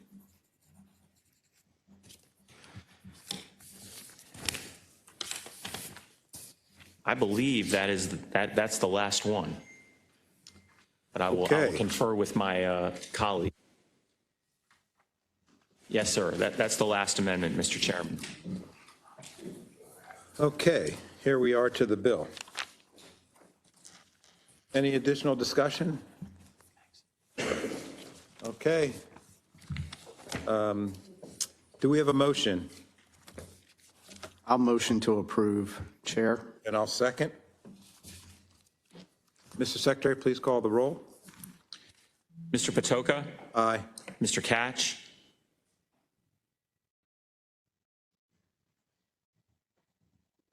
Aye. Mr. Marks? Aye. Mr. Ertel? Aye. Mr. Crandall? Aye. Mr. Young?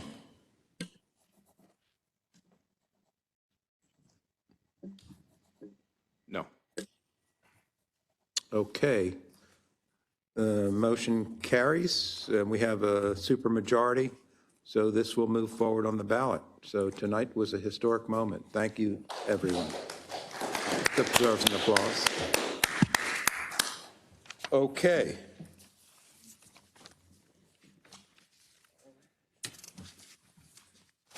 Next item, Mr. Secretary. Next, Mr. Chairman, is the fiscal matters. Extensive testimony was taken at the work session on June 25th. The witnesses who testified at the work session are available to restate their testimony if so needed. If I may, I will read the cover letter for all fiscal matters 1 through 19. Go right ahead. Fiscal matter 1 is a contract of sale with Ajaz and Suleiman Jangwa for the acquisition of a parcel at 6745 Windsor Mill Road. Fiscal matter 2 is a budget appropriation transfer with the Baltimore County Public Schools. Fiscal matter 3 is an amendment to a contract with Noresco LLC. Fiscal matter 4 is a purchase order with JEW Environmental LLC. Fiscal matter 5 is a purchase order with Hodges Window and Glass LLC. Fiscal matter 6 is a purchase order with Kaplan Brothers Incorporated. Fiscal matter 7 is a lease with Stevenson University. Fiscal matter 8 is a contract with Atlantic OcuPsych Incorporated. Fiscal matter 9 is a series of 19 contracts for adult daycare services. Fiscal matter 10 is an agreement with Whiteford Taylor and Preston LLP. Fiscal matter 11 is amendment number 3 to contract with Baker Donaldson, Bierman, Caldwell, and Berkowitz PC. Fiscal matter 12 is a purchase order with Robson Forensics Incorporated. Fiscal matter 13 is a contract with Healthcare Access Maryland Incorporated. Fiscal matter 14 is two contracts for language services. Fiscal matter 15 is a contract with Integrated Cellular and Molecular Diagnostics LLC. Fiscal matter 16 is a contract with Biomedical Waste Services Incorporated. Fiscal matter 17 is second amendments to contracts for 2 contracts. And fiscal matter 18 is an agreement for the purchase and sale of the Macy's Retail with Macy's Retail Holdings LLC. And finally, fiscal matter 19 is a contract with Pigeon Only Incorporated. Okay, thank you, Mr. Secretary. Do any of the members have any questions, comments, or thoughts on any of the fiscal matters? Okay. Mr. Secretary, please call the roll. Oh, we need a motion and a second. Yes, sir. Do we have a motion on fiscal matters? I'll make a motion. Second? Second. Lose all our steam in the last Second. vote? Yeah. Okay. It's like after the Orioles play the Yankees. Okay, we have a motion and a second. Mr. Secretary, call the roll, please. Mr. Patoka? Aye. Mr. Marks? Aye. Mr. Ertel? Aye. Mr. Crandall? Aye. Mr. Young? Aye. Mr. Catch? Aye. Okay. Fiscal matters passed. Secretary, next item, I think we're going to miscellaneous business, is that correct? Yes, sir.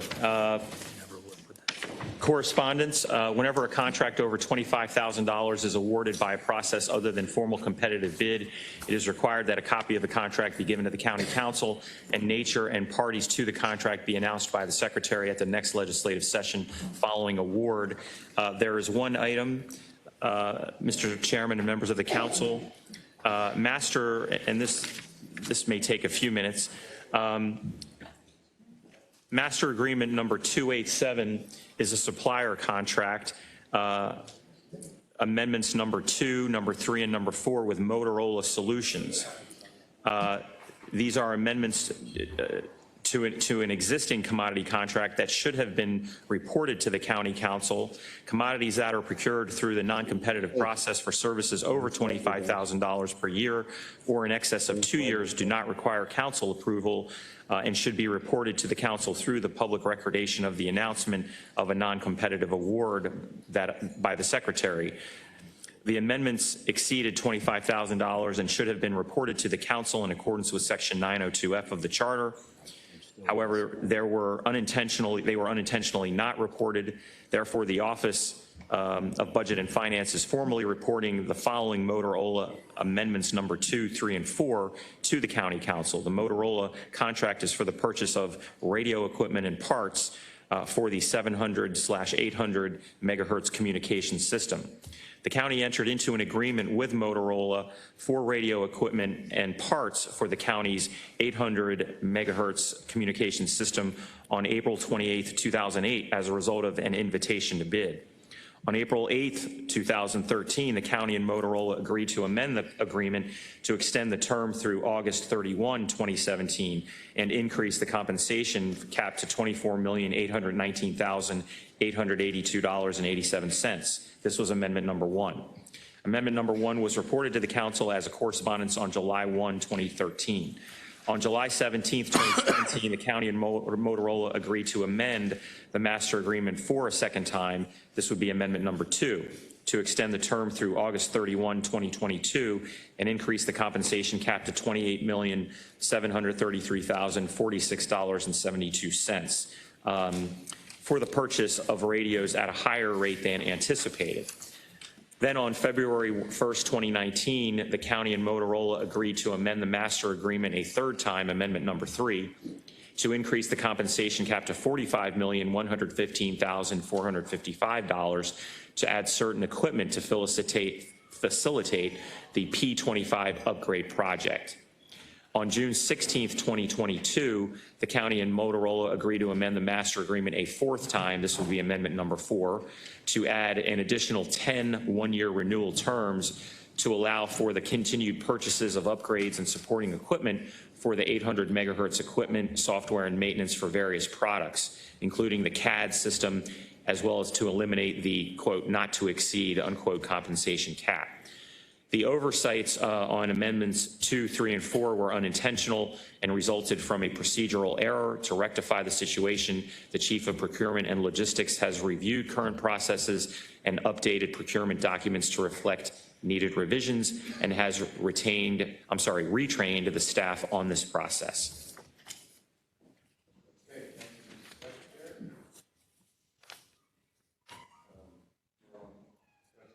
Yes, sir. Next would be Resolution 31-24, sponsored by Councilman Ertel. Properties in Design Review Area, Historic East Towson, CMDP. Councilman Ertel? So I put this resolution together. Just want to talk about the history of East Towson a little bit. East Towson is a neighborhood that was founded by freed enslaved people.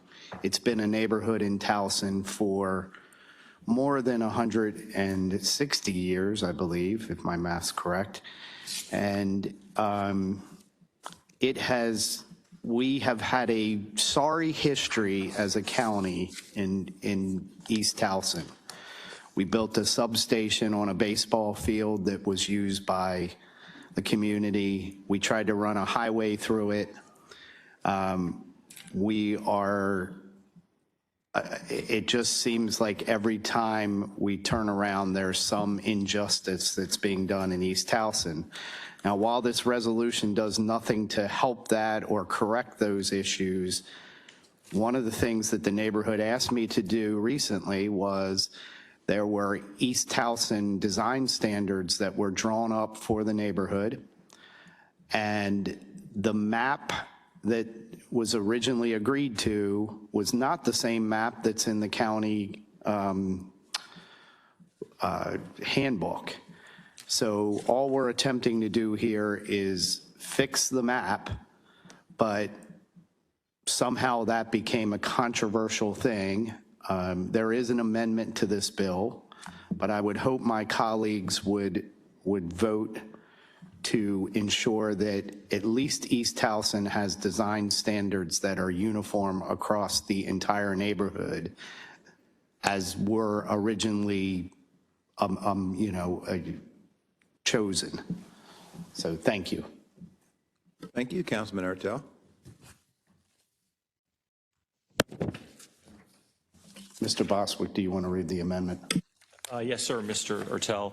The amendment that Councilman Ertel referenced is related to the last be it further resolved paragraph on page 2.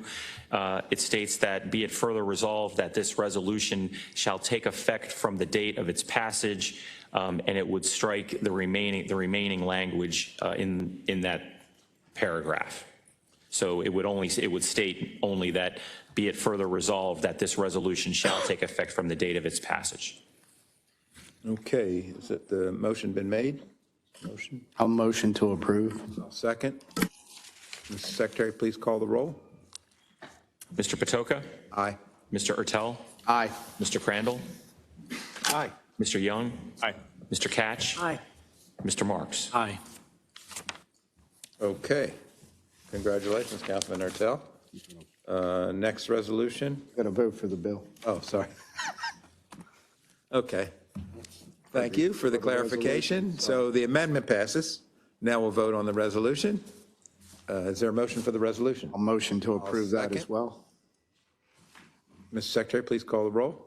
Mr. Patoka? Aye. Mr. Ertel? Aye. Mr. Young? Aye. Mr. Catch? Aye. Mr. Marks? Aye. Mr. Crandall? Aye. Okay, congratulations now. Now, next is Resolution 3224. Mr. Secretary? Yes, Mr. Chairman, Resolution 3224 is also sponsored by Councilman Ertel. Approval of planned unit development, Lock Raven Overlook.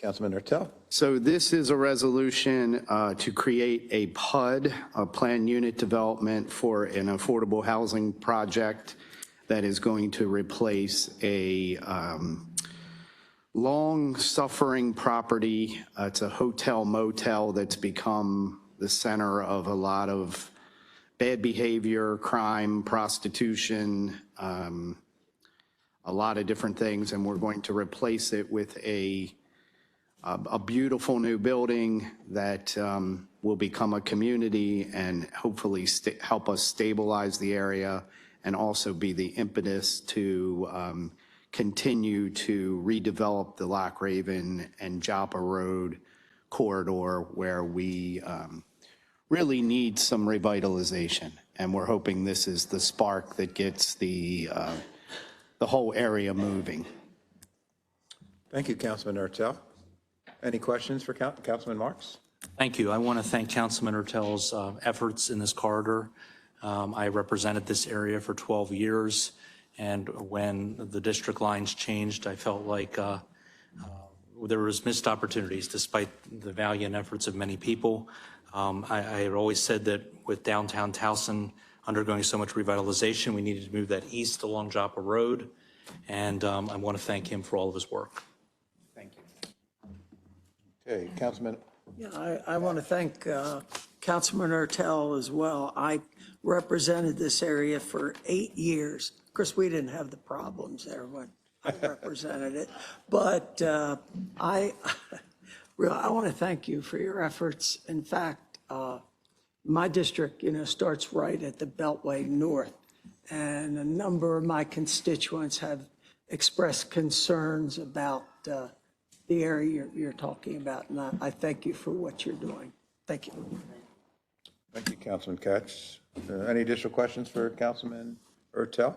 Okay, do we have a motion? I'll motion to approve.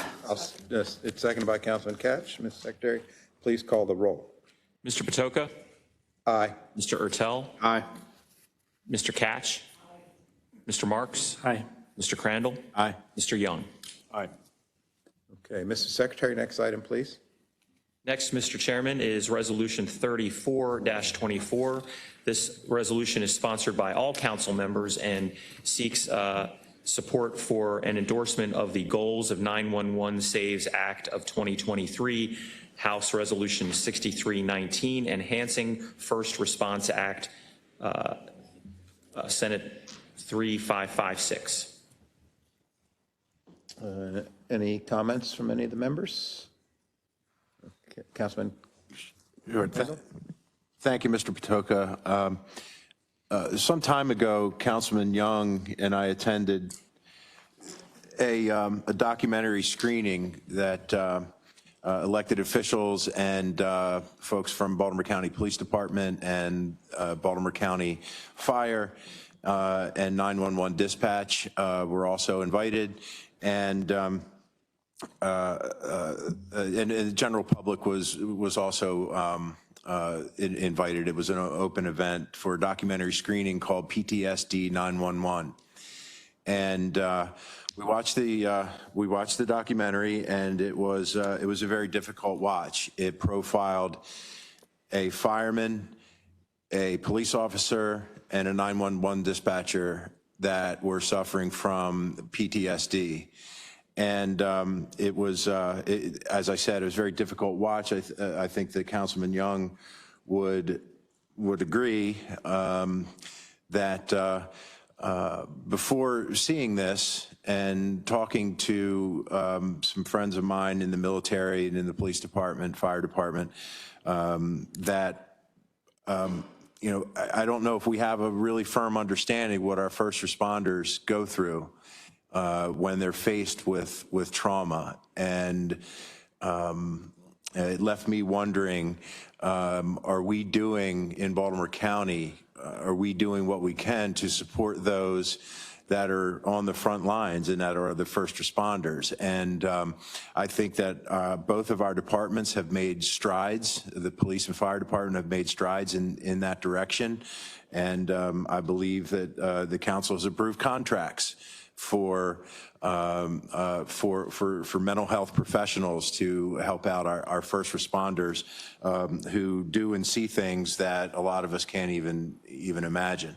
So one of the things that came out of this documentary, there was a panel discussion afterwards, and one of the things that came out of that panel discussion was that there is a bill currently being considered by Congress, both in the House and the Senate, that would reclassify 911 dispatchers as first responders. Currently, nationwide, 911 dispatchers are classified as clerical or administrative employees. And that classification affects their ability to receive mental health benefits and resources. It prohibits them from receiving certain grants, public safety grants that the fire department and the police department can seek. So even though this is not a council matter, we don't vote on this. Obviously, it's in Congress. I think that we would like as a council to have our 911 dispatchers in Baltimore County realize that we do care about them and we consider them first responders. They are the first of the first responders. And if you talk to any police officer, talk to the brass, you talk to the fire chief, you talk to a fire person or a firefighter or an EMS person, that 911 person is part of the team. They are the first call, and unfortunately, in many instances, they might be the last person that human being on the other end of the line talks to. They go through an extraordinary amount of stress in the job that they do. And I just thought that, and my colleagues thought that we should show a public display of support for our 911 dispatchers and urge Congress through resolution to reclassify those folks as first responders. Now, some states have done that. I know of some states that have already reclassified them on a statewide level, but this would take the reclassification federal. I remember when Councilman Young and I took this to our colleagues, they jumped on board immediately and saw the importance of us showing support for our 911 folks. So I thank all my colleagues for their co-sponsorship. And Mr. Chair, thank you. The floor is yours. Councilman Young? And if I could just want to take an opportunity to thank Councilman Crandall for after attending, having the foresight to request the language for the resolution. There's no shortage of things that we can do after normal working hours. And the thing that caught my attention really was 911 PTSD and my experience with serving vets after my own service and recognizing PTSD is a term that is often associated with military folks and military service. The impact that it has on folks that are on frontline jobs experiencing trauma is not relegated just to members of the military. And that is painfully obvious when engaging with folks that are suffering from mental health issues related to their service to the first responder community. So this has made complete sense. Appreciate you taking your time to attend. It was good to see a familiar face there and want to endorse the ability to send a message that we as a county and as a council recognize the importance of the work that our first responders do and our 911 operators as well. So thank you for the foresight in putting it in. Thank you, Councilman Young. Any of the members have any additional questions? Do we have a motion?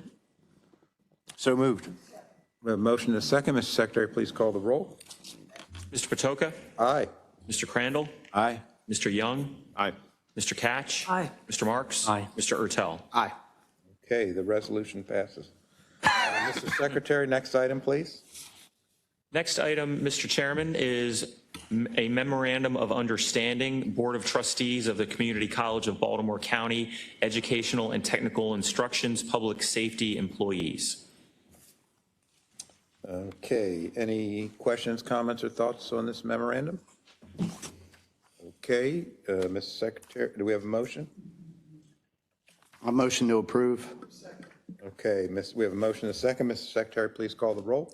Mr. Patoka? Aye. Mr. Catch? Mr. Marks? Aye. Mr. Ertel? Aye. Mr. Crandall? Aye. Mr. Young? Aye. Okay, thank you. Mr. Secretary, next item, please. Next, Mr. Chairman, is Resolution 35-24. This resolution would authorize a payment in lieu of property taxes or pilot with Hopkins Village Housing LP for introduction only this evening. Okay, Mr. Secretary, thank you. Next item, please.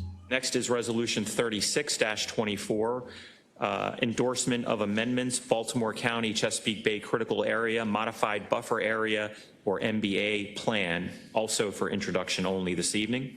Thank you. Mr. Secretary, next item, please. And finally, Resolution 37-24, sponsored by Councilman Marks, encouraging Baltimore Gas and Electric Company to lessen impacts of the Brandon Shores Mitigation Project for introduction only this evening. Thank you, Mr. Secretary. Is there any further business to come before the council this evening? There is no further business, Mr. Chairman. Okay, is there a motion to adjourn? So moved. Second. All in favor? Aye. Okay. Meeting is adjourned. As is customary, anyone who is registered to speak online prior to the meeting is allowed 3 minutes to speak. Ms. Belcastro, are there any speakers signed up this evening? Yes, Mr. Chair. Our first speaker is Winnie Carpenter, and all of our speakers this evening are here in person. Okay. Ms. Carpenter, come right up here.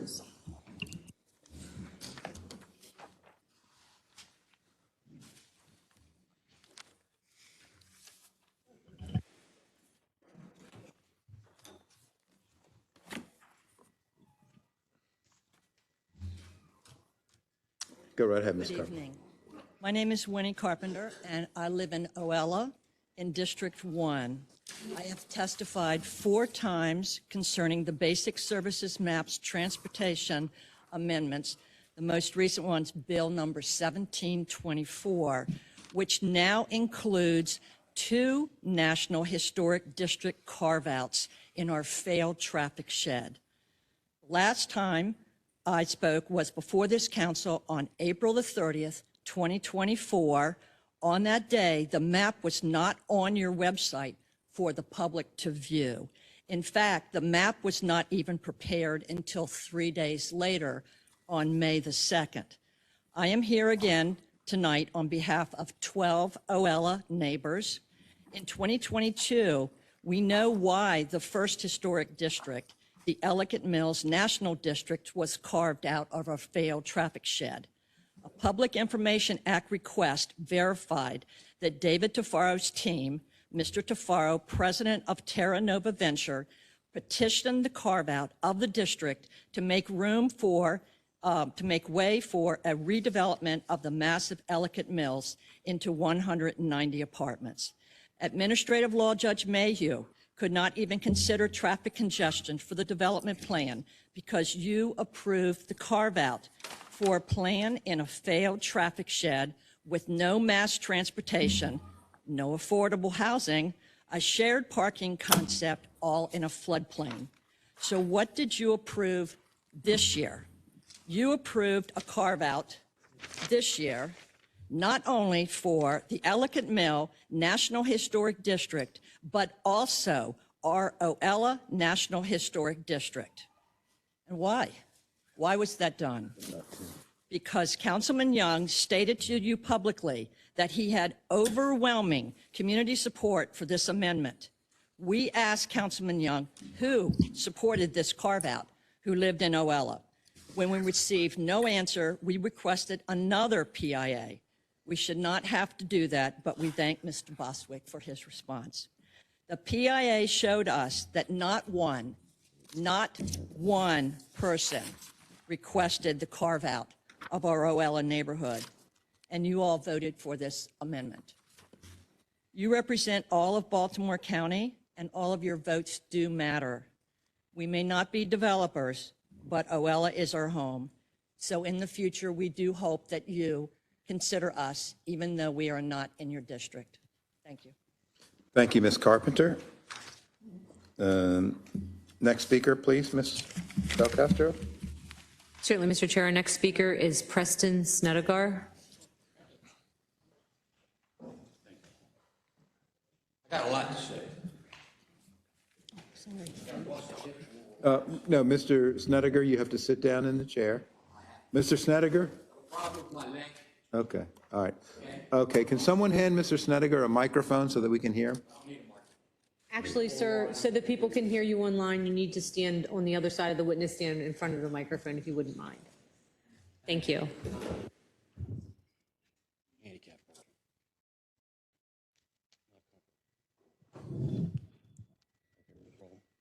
My name is Preston R. Snedegar. I have AA, a BA, MBA, CPA, you name it, I have certifications. I'm a millionaire now. 70 years old, and I see appalling things out of this place. I was charged in the court a peace order by Kim, whatever. She's a woman running Republican against Johnny O. But her accompaniment was Bruce Vaughn. Bruce Vaughn works for Johnny O. He actually came to my house and served me a court order. Guess what? Sheriff's supposed to serve court orders. Him and I have already conversations. They want to teach me a lesson. So they took me into court, and if you know anything about peace orders, every right is to the plaintiff. The defendant, you got to prove that you didn't do it. Oh, he smacked his wife. I didn't do it. No. Well, the court case went on. I had 4 days to prepare. I'm not an attorney, but I read real quick. I have something charged against you. I won unanimously. Every point was a lie. You have police officers interfering with honest citizens. Something should be done about Bruce Vaughn. I bring it up. You say, oh, no, he didn't do anything. and that group back there supposedly did something, they do shit. I'm a citizen. I'm wealthy. I can fuck with you if I want to. Big time. How dare they do that? I have a granddaughter. Imagine me to 4 years old. Well, Daddy is, he's stalking people. You want to say that to your granddaughter? You want to say that to your granddaughter? You want to say that to your granddaughter? I'm hot as hell. Come here and talk and talk and talk. You talk and say nothing. A lot of waste of time. Please, God, don't add 2 people. Okay? What is getting done? I made my money by working my ass off. I did a good job. It took between 60 and 70. I made an immense amount of money. Guess what? It was in New Jersey and West Virginia. Maryland didn't do me any favor. Now, what's going to be done about this man? Right now, tell me. The court papers are there. I was exonerated. I'll shake this desk. I'll throw this desk. I'll break this desk. Pound it down to nothing. When do you do something? Each and every one of you should be irate. Now you want me to slow down? I can slow down too. And I can file a lawsuit against you bastards. You can't believe what's in it. You're dead to wrong. Now what are you going to do for me, my family, and my granddaughter? That's what I want to know. Not, oh, you had a speech, you all go home, do nothing. I never did nothing in my life. Always push, make a decision, push, make a decision. And I'm kind of hot-headed too, but this place deserves it. Now what do you got to say to me?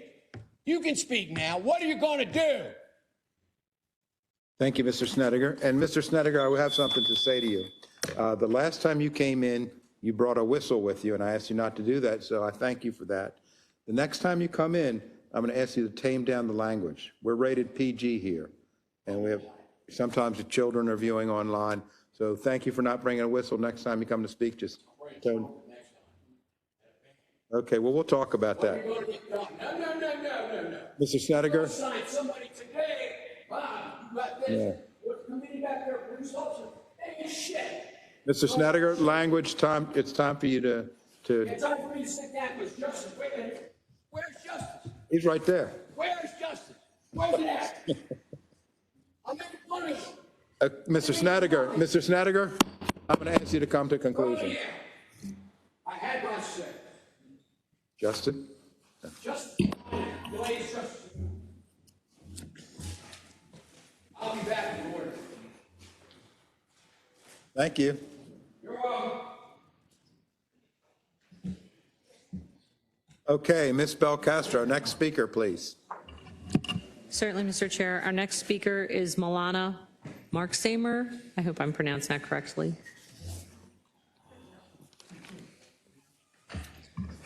My apologies.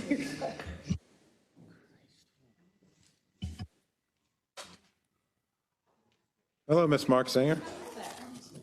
Sorry for the language. No problem. Following it up here with the educator, so kind of suits. My name is Milana Marksmer. I'm a teacher at Owings Mills High. I've been there for 10 years, and I'm about to enter my 21st year of teaching. While at Owings Mills, I've been a teacher, soccer coach, softball coach, and I formed this year the Athletic Ambassadors, which is a group of student athletes from every single team that we have at Owings Mills to help represent what's best for them and give them a voice at Owings Mills High. Finding enough athletes to even field teams has become difficult since the pandemic for schools countywide. So we're trying to get students back into sports because we know how important that is for them.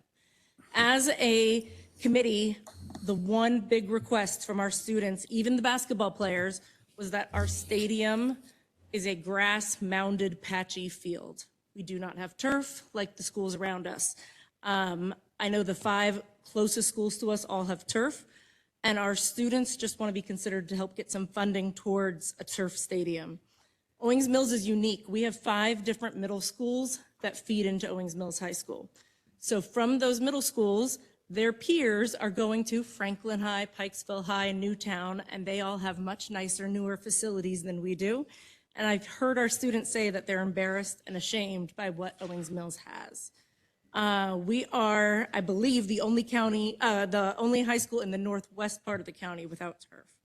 Our student athletes are going to these other schools to play, and we don't get to practice on turf, and the game on turf is much faster, so we're already kind of at a detrimental loss going in with just being ill-prepared.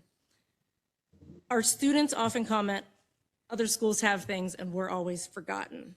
They feel less important, and this is an equity issue. Some schools have gotten turf fields and even had them replaced, and we haven't gotten our first shot yet.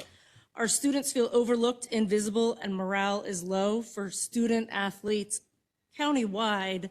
Getting them to come in, play, and hold them accountable academically is hard, but when they don't feel valued, it's even harder to get them to come and participate. We want our students to know that we hear them, we see them, we value them, we're working towards positive change. Our athletic ambassadors that I have created, we're ready to get dirty. We want to do what it takes. We often have paint on our hands trying to help paint the facilities and do the small things we can do, but we are a low socioeconomic school where we cannot help with the funding, and we need the financial support for this change. I believe that every student deserves an opportunity to participate in sports programs regardless of our background, and investing in this sports facility can help create a more equitable and supportive environment for our students, fostering physical, social, and emotional learning. So, thank you. Thank you, Ms. Marsanger. Ms. Marsanger, do you live in the beautiful 2nd District of Baltimore County? What's that? You live in the beautiful 2nd District of Baltimore County? The 2nd District? Yes, I see that you do. Okay, there you go. Thank you, and thank you for choosing the noble profession of being a teacher. Do any of the members, Councilman Ertel? Yes, so one of the things I would add, my children went to Towson High School, and when my son, who was my oldest, arrived there, and actually right before he got there, we spent our entire careers as parents fighting to get things cleaned up at some of our schools, where literally in our elementary school, the curtains were falling down in the cafetorium. And at the middle school, there were issues. We come to Towson High and the field looks like something that hadn't been worked on since 1978. The county really changed the way they did business as far as taking care of fields. We worked real hard, and we had some help in the sense that we had a community that our rec council put in money. We lobbied for a long time, and I'm with you. The one thing I would tell you is when that field got finally installed after many, many years of working on it, and thankfully all the work we did, my oldest, who came in with this terrible field, got to play on it for lacrosse season, his last season as a senior. But the pride that the kids had finally, because Towson High was such just falling down, basically, it still is, but at least we had this beautiful field, and to have other schools come and go, why does Towson have such a great field? Well, we worked real hard to get it, but my point here is it really does matter when the kids know you care. So hopefully we can find a way to get, this field built. Greatly appreciate it. Thank you so much. Thank you so much. Thank you for your time. Okay, our next speaker, Ms. Belcastro. Certainly, is Dana Vickers-Shelley. Ms. Vickers-Shelley.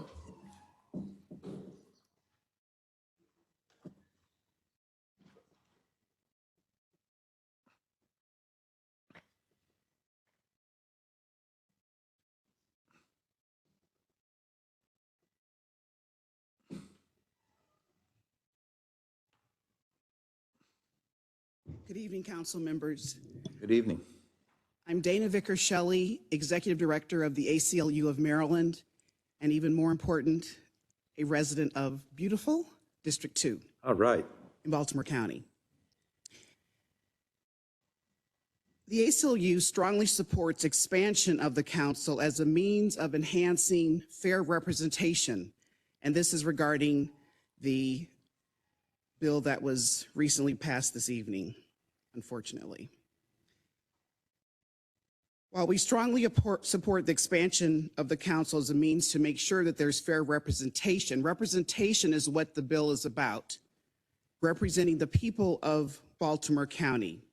For this reason, we think the best approach is to expand to 11 members, as many residents have testified during the working group's hearings over the past months. And if the council declines to do so, as residents are requesting, and elects to move forward with something to expand to 9, we could potentially support that. However, our concern is that not only does the proposed map seem procedurally improper, it also undermines the very purpose of council expansion by limiting opportunities for Black and voters of color to just 2 of the 9 districts, when it is possible to do far better. We would potentially challenge how the new districts are created if they are in violation of the Voting Rights Act with an unfair map in either system. As fans of John Waters' Baltimore-based Hairspray know, quote, "You can try and stop the hands of time, but you know it just can't be. You can't stop the beat." Gentlemen, our country, our state, our community keeps moving forward. Hairspray took place in 1960. The council districts have been in place since 1956. It's time for the council to keep moving forward with the representation that residents of Baltimore County deserve. Thank you. Thank you, Ms. Vickers-Shelley. Ms. Belcastro, next speaker, please. Our next speaker is Peter Richkes. Ms. Richkes.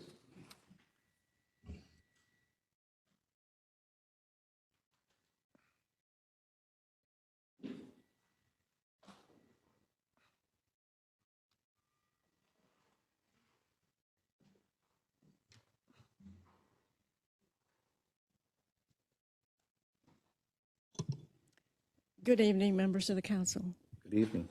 Chairman Patoka. I want to say, first of all, thank you for all the work that you do that's required of you in your job. I regularly review the agenda, as many others do. Of course, you do, and your staffs.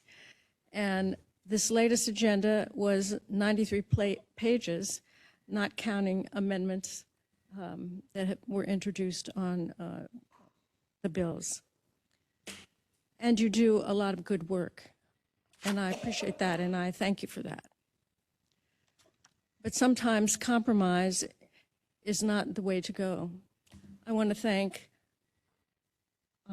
District 1 Councilman Young and District 3 Councilman Catch for trying to move forward on 11 districts. That's what the numbers demand. I'm sorry that it didn't pass.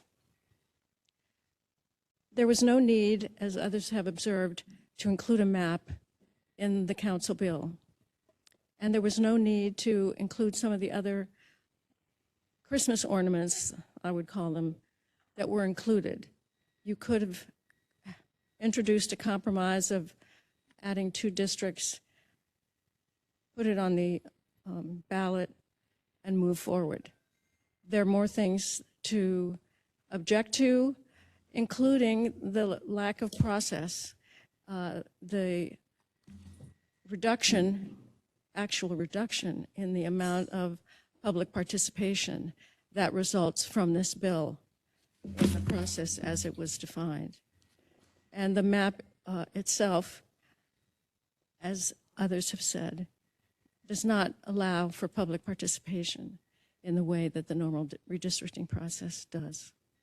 So I'm sorry to say that I disagree with your move today. It's not politics, it's representation, as has been said.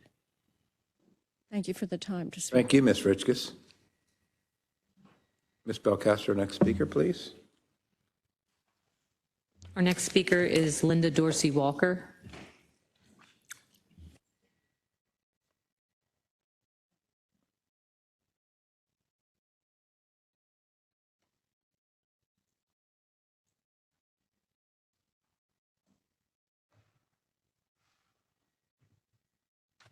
Ms. Dorsey Walker, welcome.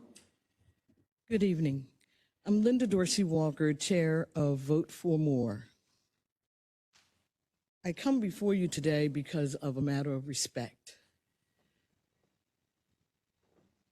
I'm feeling a lot of disrespect tonight for the citizens of Baltimore County, for the effort of 10,000 people, for a lot of different reasons. Earlier, I saw someone hold this card up. He mentioned that he said that it was being distributed along with petitions at Perry Hall Festival. There was not one petition there, none. I'm the person that determines where these events are held, and a decision was made in advance not to do that. So, sir, please give me the respect of also sharing that 2 years ago I told you that this was a bipartisan effort, that we had gotten many Republican and independent and Democratic people to sign this. Councilman Koch, on the way up to this meeting, you did something very disrespectful to me. Would you not agree? You made a joke and you asked the head of the police department in Baltimore County, would you please arrest that woman because she's been harassing me? That wasn't funny. That's something I take great umbrage to. I'm waiting for an apology because we don't know each other well enough for you to have said something so serious at such a time. Councilman Ertel, do you recognize this, and this, and this, and several other forms? Oh, let's see. Oh, that's your name. That's your name, not only as a person who supported Vote for More, but went out and solicited signatures. You know the reason I brought them here tonight? Because we're ready to take them to the Board of Elections. Yeah, there's going to be 2 questions on the ballot. Get ready for that. But sir, I need your date on here and your phone number on here, because otherwise, the promise that's made to all these names down here is that you, as the petition circulator, would turn them in properly. So I will need your signature before this night. Otherwise, I'll have to show these to the Board of Elections and say that the person who took them didn't fulfill his legally stated obligation. There was a mention, just one other thing. Go ahead. There was a Dorsey mention. Walker, did Councilman Ertel sign a contract? Is that what you have? No, what this is the legal petition form. It's not a that contract. says, sorry, you're supposed to, if you are the petition circulator, you're supposed to turn this in. You're not supposed to collect the names with the intention of not turning them in. Go right ahead, I'm sorry. Do you understand? I do, yes. You're smirking. You This is- failed to mention Ms. when you were Dorsey talking. Walker, you've exceeded your time. Make your point. We don't need to. I'll just chat finish back this and one forth. point. Yeah. You failed to mention that the outcome of the report from the work group was not just that they asked for 9 districts. They specifically also said they wanted a near-term pathway to achieving the 11 districts that so many citizens have asked for. We're starting off this 2-question race in November with 10,000 more votes than you've got. And I want to thank you, Councilman Young. Someone in the back of the room said, now that's leadership. That was leadership, sir. And I personally will never forget that you did that. And everyone watching here saw an example of what real leadership looks like. Thank you for taking that risk. Thank you for being a leader. Thank you, Ms. Dorsey Walker. Ms. Dorsey Walker, since you called me out, allow me a second to address. So yes, I did support that. I'll sign your forms. I never said that 11 was the wrong answer. What we had tonight was an amendment that surfaced on Friday what was it, Saturday morning, we were supposed to, we have all these procedures we've talked about this year in the council about last minute amendments in order for the public to be able to vet them. This was put in front of us this morning when we've talked about 9 for 2 weeks. Councilman Young never brought it up prior to in a work session. And there's a lot of different things that get baked into this. Every board reflects the amount of council people that are on it. The county exec, if we are to go to 11, is going to have to give up appointments because we can't have boards that are 20 people large. I guess we can, but they're completely dysfunctional when they get to that size. If you read anything about board governance, they don't want to go over 15 people. We may have to do that, but those are things that need to be vetted out. We didn't have any time to do that, so we get an amendment put in front of us tonight about 11.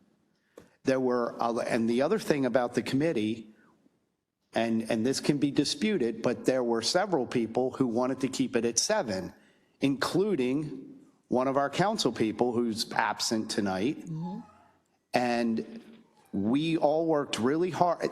What disturbs me about this whole process tonight is somehow I'm a bad guy when I came on this council as a new person advocating, and I advocated as a community person to expand this council. They've been talking about it since 1978. And I'm a bad guy because we did it tonight. We finally did it. It's not 11, but we did it.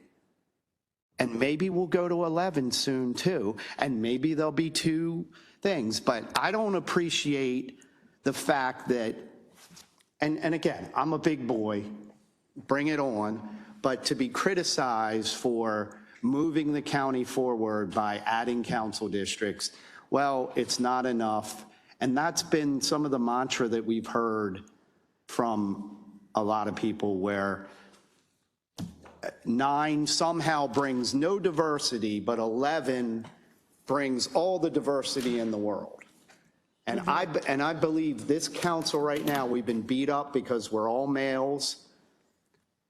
It's a function of what the voters voted for the last election.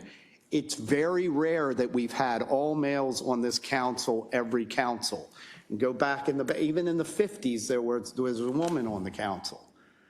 Should it all be women? Maybe it should. And maybe the voters will decide that next time. That's what they did in St. Paul this year when the council refused. But again, does that mean it's diverse? If we went to all women, would that? No, that's not what I'm saying. All I'm saying is I heard that someone said it was politics. I asked, along with the League of Women Voters, along with one of the council members in the year 2001, for us to go to 9 because that was where our population was then.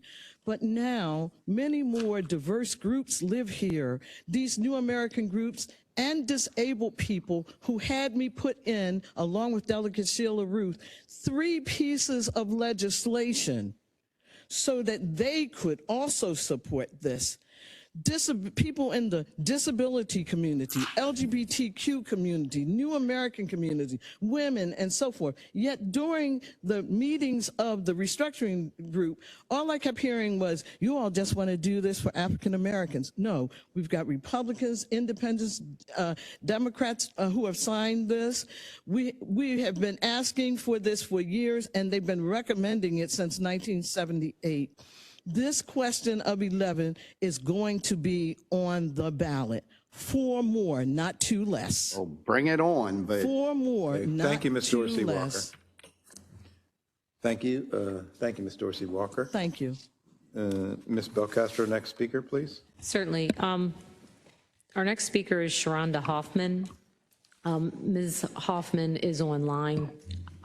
She accidentally hit the wrong selection on her form. Okay, no I assumed worries. everyone was here in person, so just give me one moment. Let me Is she find here her. for APFO or for? She is. Well, she'll tell us. Yes, she will. She'll tell us. Ms. Hoffman, you are online. You may begin your testimony. Yeah, I'm going to let him speak. Thank you very much. Good evening, Council. I'm actually here for 2 reasons. Thank you so much, and I have sent messages. My name is Sharonda Huffman. I live in District 7 in Essex, Maryland, and I also am the president of the Blue and Gold Democratic Club. And I'm speaking on my concern with the passing of the bill for the overcrowding in the schools. I'm not certain exactly what amendments you have, but I just want to make sure that we're careful that we don't turn this into a situation where, like many other counties, we become not in my backyard communities. I don't really understand the concept of the school board has the authority to change the zoning and boundaries of our school, but you will have an independent body who will determine whether there can be development in certain communities. Because in my mind, someone who does not want development, they will always have their schools overcrowded.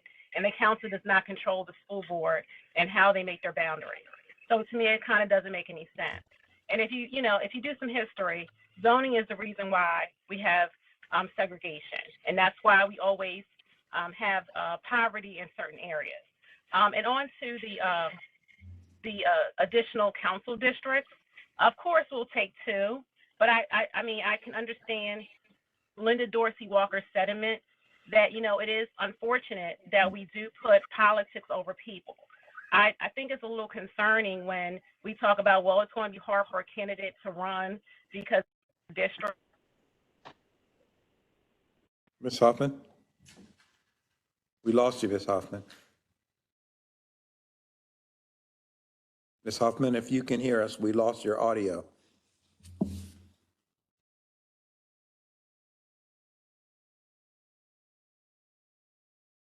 Why don't we come back to Ms. Hoffman if we're able to get her, Ms. Belcastro, and we'll go to the next speaker while we're waiting for Ms. Hoffman. I'm going to mute her in the meantime. Okay, thank you. And our final speaker this evening is Fred Homan, who is here in person. Mr. Homan? And after Mr. Homan, a young man behind Mr. Homan, did you want to speak this evening? Okay, after Mr. Homan, you'll speak.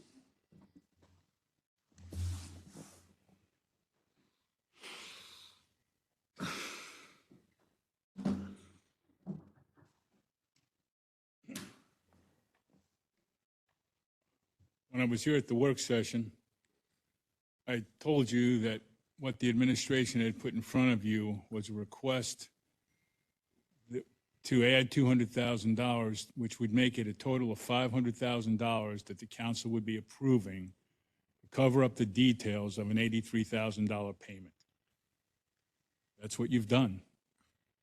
So let's just recount a little bit of the history here. In April of 21, I filed a Public Information Act request after looking at the Board of Appeals files and finding what I believed was a trail that indicated that the county had executed an illegal agreement in violation of state law. The county wouldn't cooperate. I filed a lawsuit in July of 21. The council approved $350,000 in 2 different tranches of public money to fight a Public Information Act request. Mr. Koch, I would tell you that's not transparency. And that's not open government. In January 31st, and I sent this to you last night, all of you, Judge Finifter made his ruling. He decided that the agreement was in fact public information along with hundreds of other documents. In the past 5 months, the county's been trying to fight to keep those other documents from getting out because they don't want the public to know how that happened. Some of those documents, however, are out, and I sent you copies of those, including a hair-on-fire letter from an assistant county attorney to Mr. Benjamin talking about how the agreement could potentially take away the 401A status from the retirement system, the loss of tax exemption. But you approved that $200,000 anyway. The $200,000 that will only be used, can't win a lawsuit anymore, they've lost it. The Sun reported on the loss, and the IG, by the way, called my attorney to congratulate him on the victory.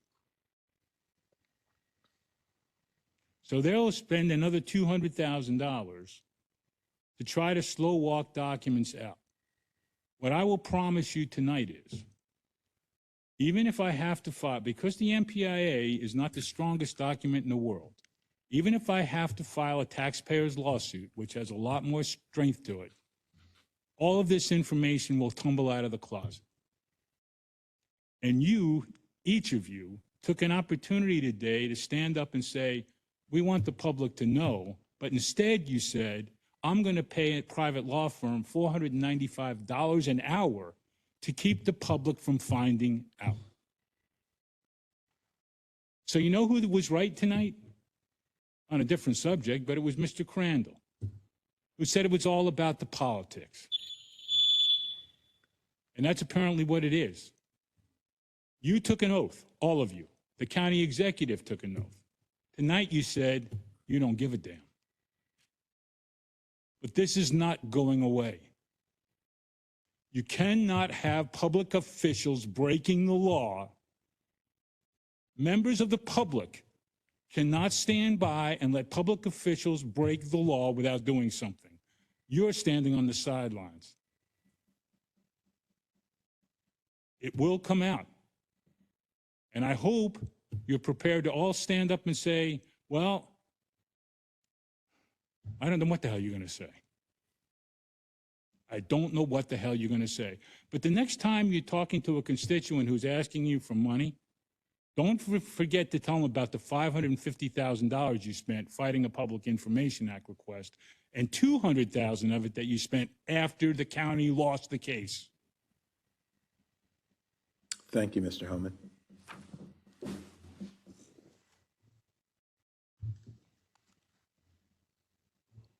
Did we get Ms. Hoffman back? Let me see if I can. Ms. Hoffman? Yes, I'm here. I apologize. That's okay. Ms. Hoffman, sorry, we lost you. You can resume your testimony. It was, okay, thank you so much. That was my son calling. Okay, so I just wanted to say in closing, I do appreciate the sentiments of Linda Dorsey Walker. I'm not of the type that's going to say, sometimes you do have to negotiate to get something, but I am a little disappointed that we can't see that this is very political when you're saying, well, some districts have to have, you have to know where your territory is.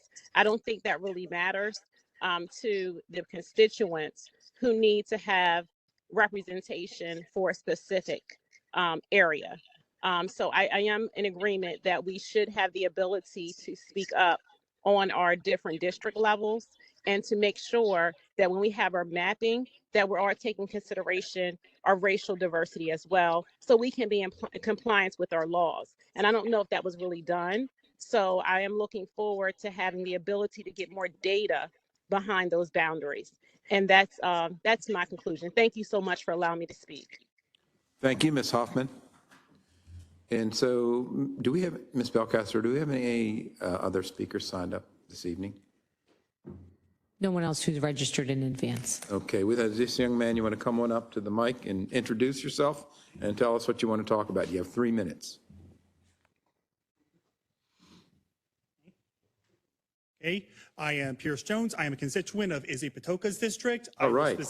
I specifically live in the Falls Road area, and I do want to address the Four for More campaign. While I do appreciate the expansion of the county council to 2 members, and I do understand the point of acquiring bipartisan support through compromise, resulting in only just the expansion of 2 districts. I do believe that the need to expand the county council is in part due to the extraordinary complexity of Baltimore County, since the Baltimore County area has not just built up urban areas, suburban areas, as well as rural areas. And I personally do live in a rural area that's borders Wade Cox district as well. And I believe the expansion of the Baltimore County Council will allow the various members of the county council and the Baltimore County government in general to address the various issues found among constituents more effectively across the board. For example, I would say the recent repaving of the Falls Road in the preparation of the Baltimore County of the Maryland Cycling Classic. I think that could have been easier, really better addressed if there was more county members to address it, since there was many reports of the of the actual like Falls Road falling apart, like right before the or the Maryland Cycling Classic. And I heard from like one of like the people who neighbors my work, a certain Rob Slade of S3 training. He complained that the only reason why the Maryland Cycling Classic like approved of like going through the Falls Road area was because it was like repaved, and there was like supposedly corruption involving like Johnny Oshetsky in order to like emergency repavement. And I do believe that a larger county council would be better able to respond to the needs of the residents of Baltimore County. And I do believe that more council members would allow for easier engagement for more people across the board. Thank you. And could you repeat your name one more time so Ms. Belcastro can get it for the record? I am Pierce Jones. Pierce Jones. Well, thank you so much, Mr. Jones. Appreciate it. Ms. Belcastro, are there any additional speakers? No, Mr. Chair. Okay, well, that concludes a historic night here in Baltimore County. Thank you, everyone. Thank you, Mr. Chairman. Councilman Marks says to wish everyone a happy 4th of July and stay safe out there.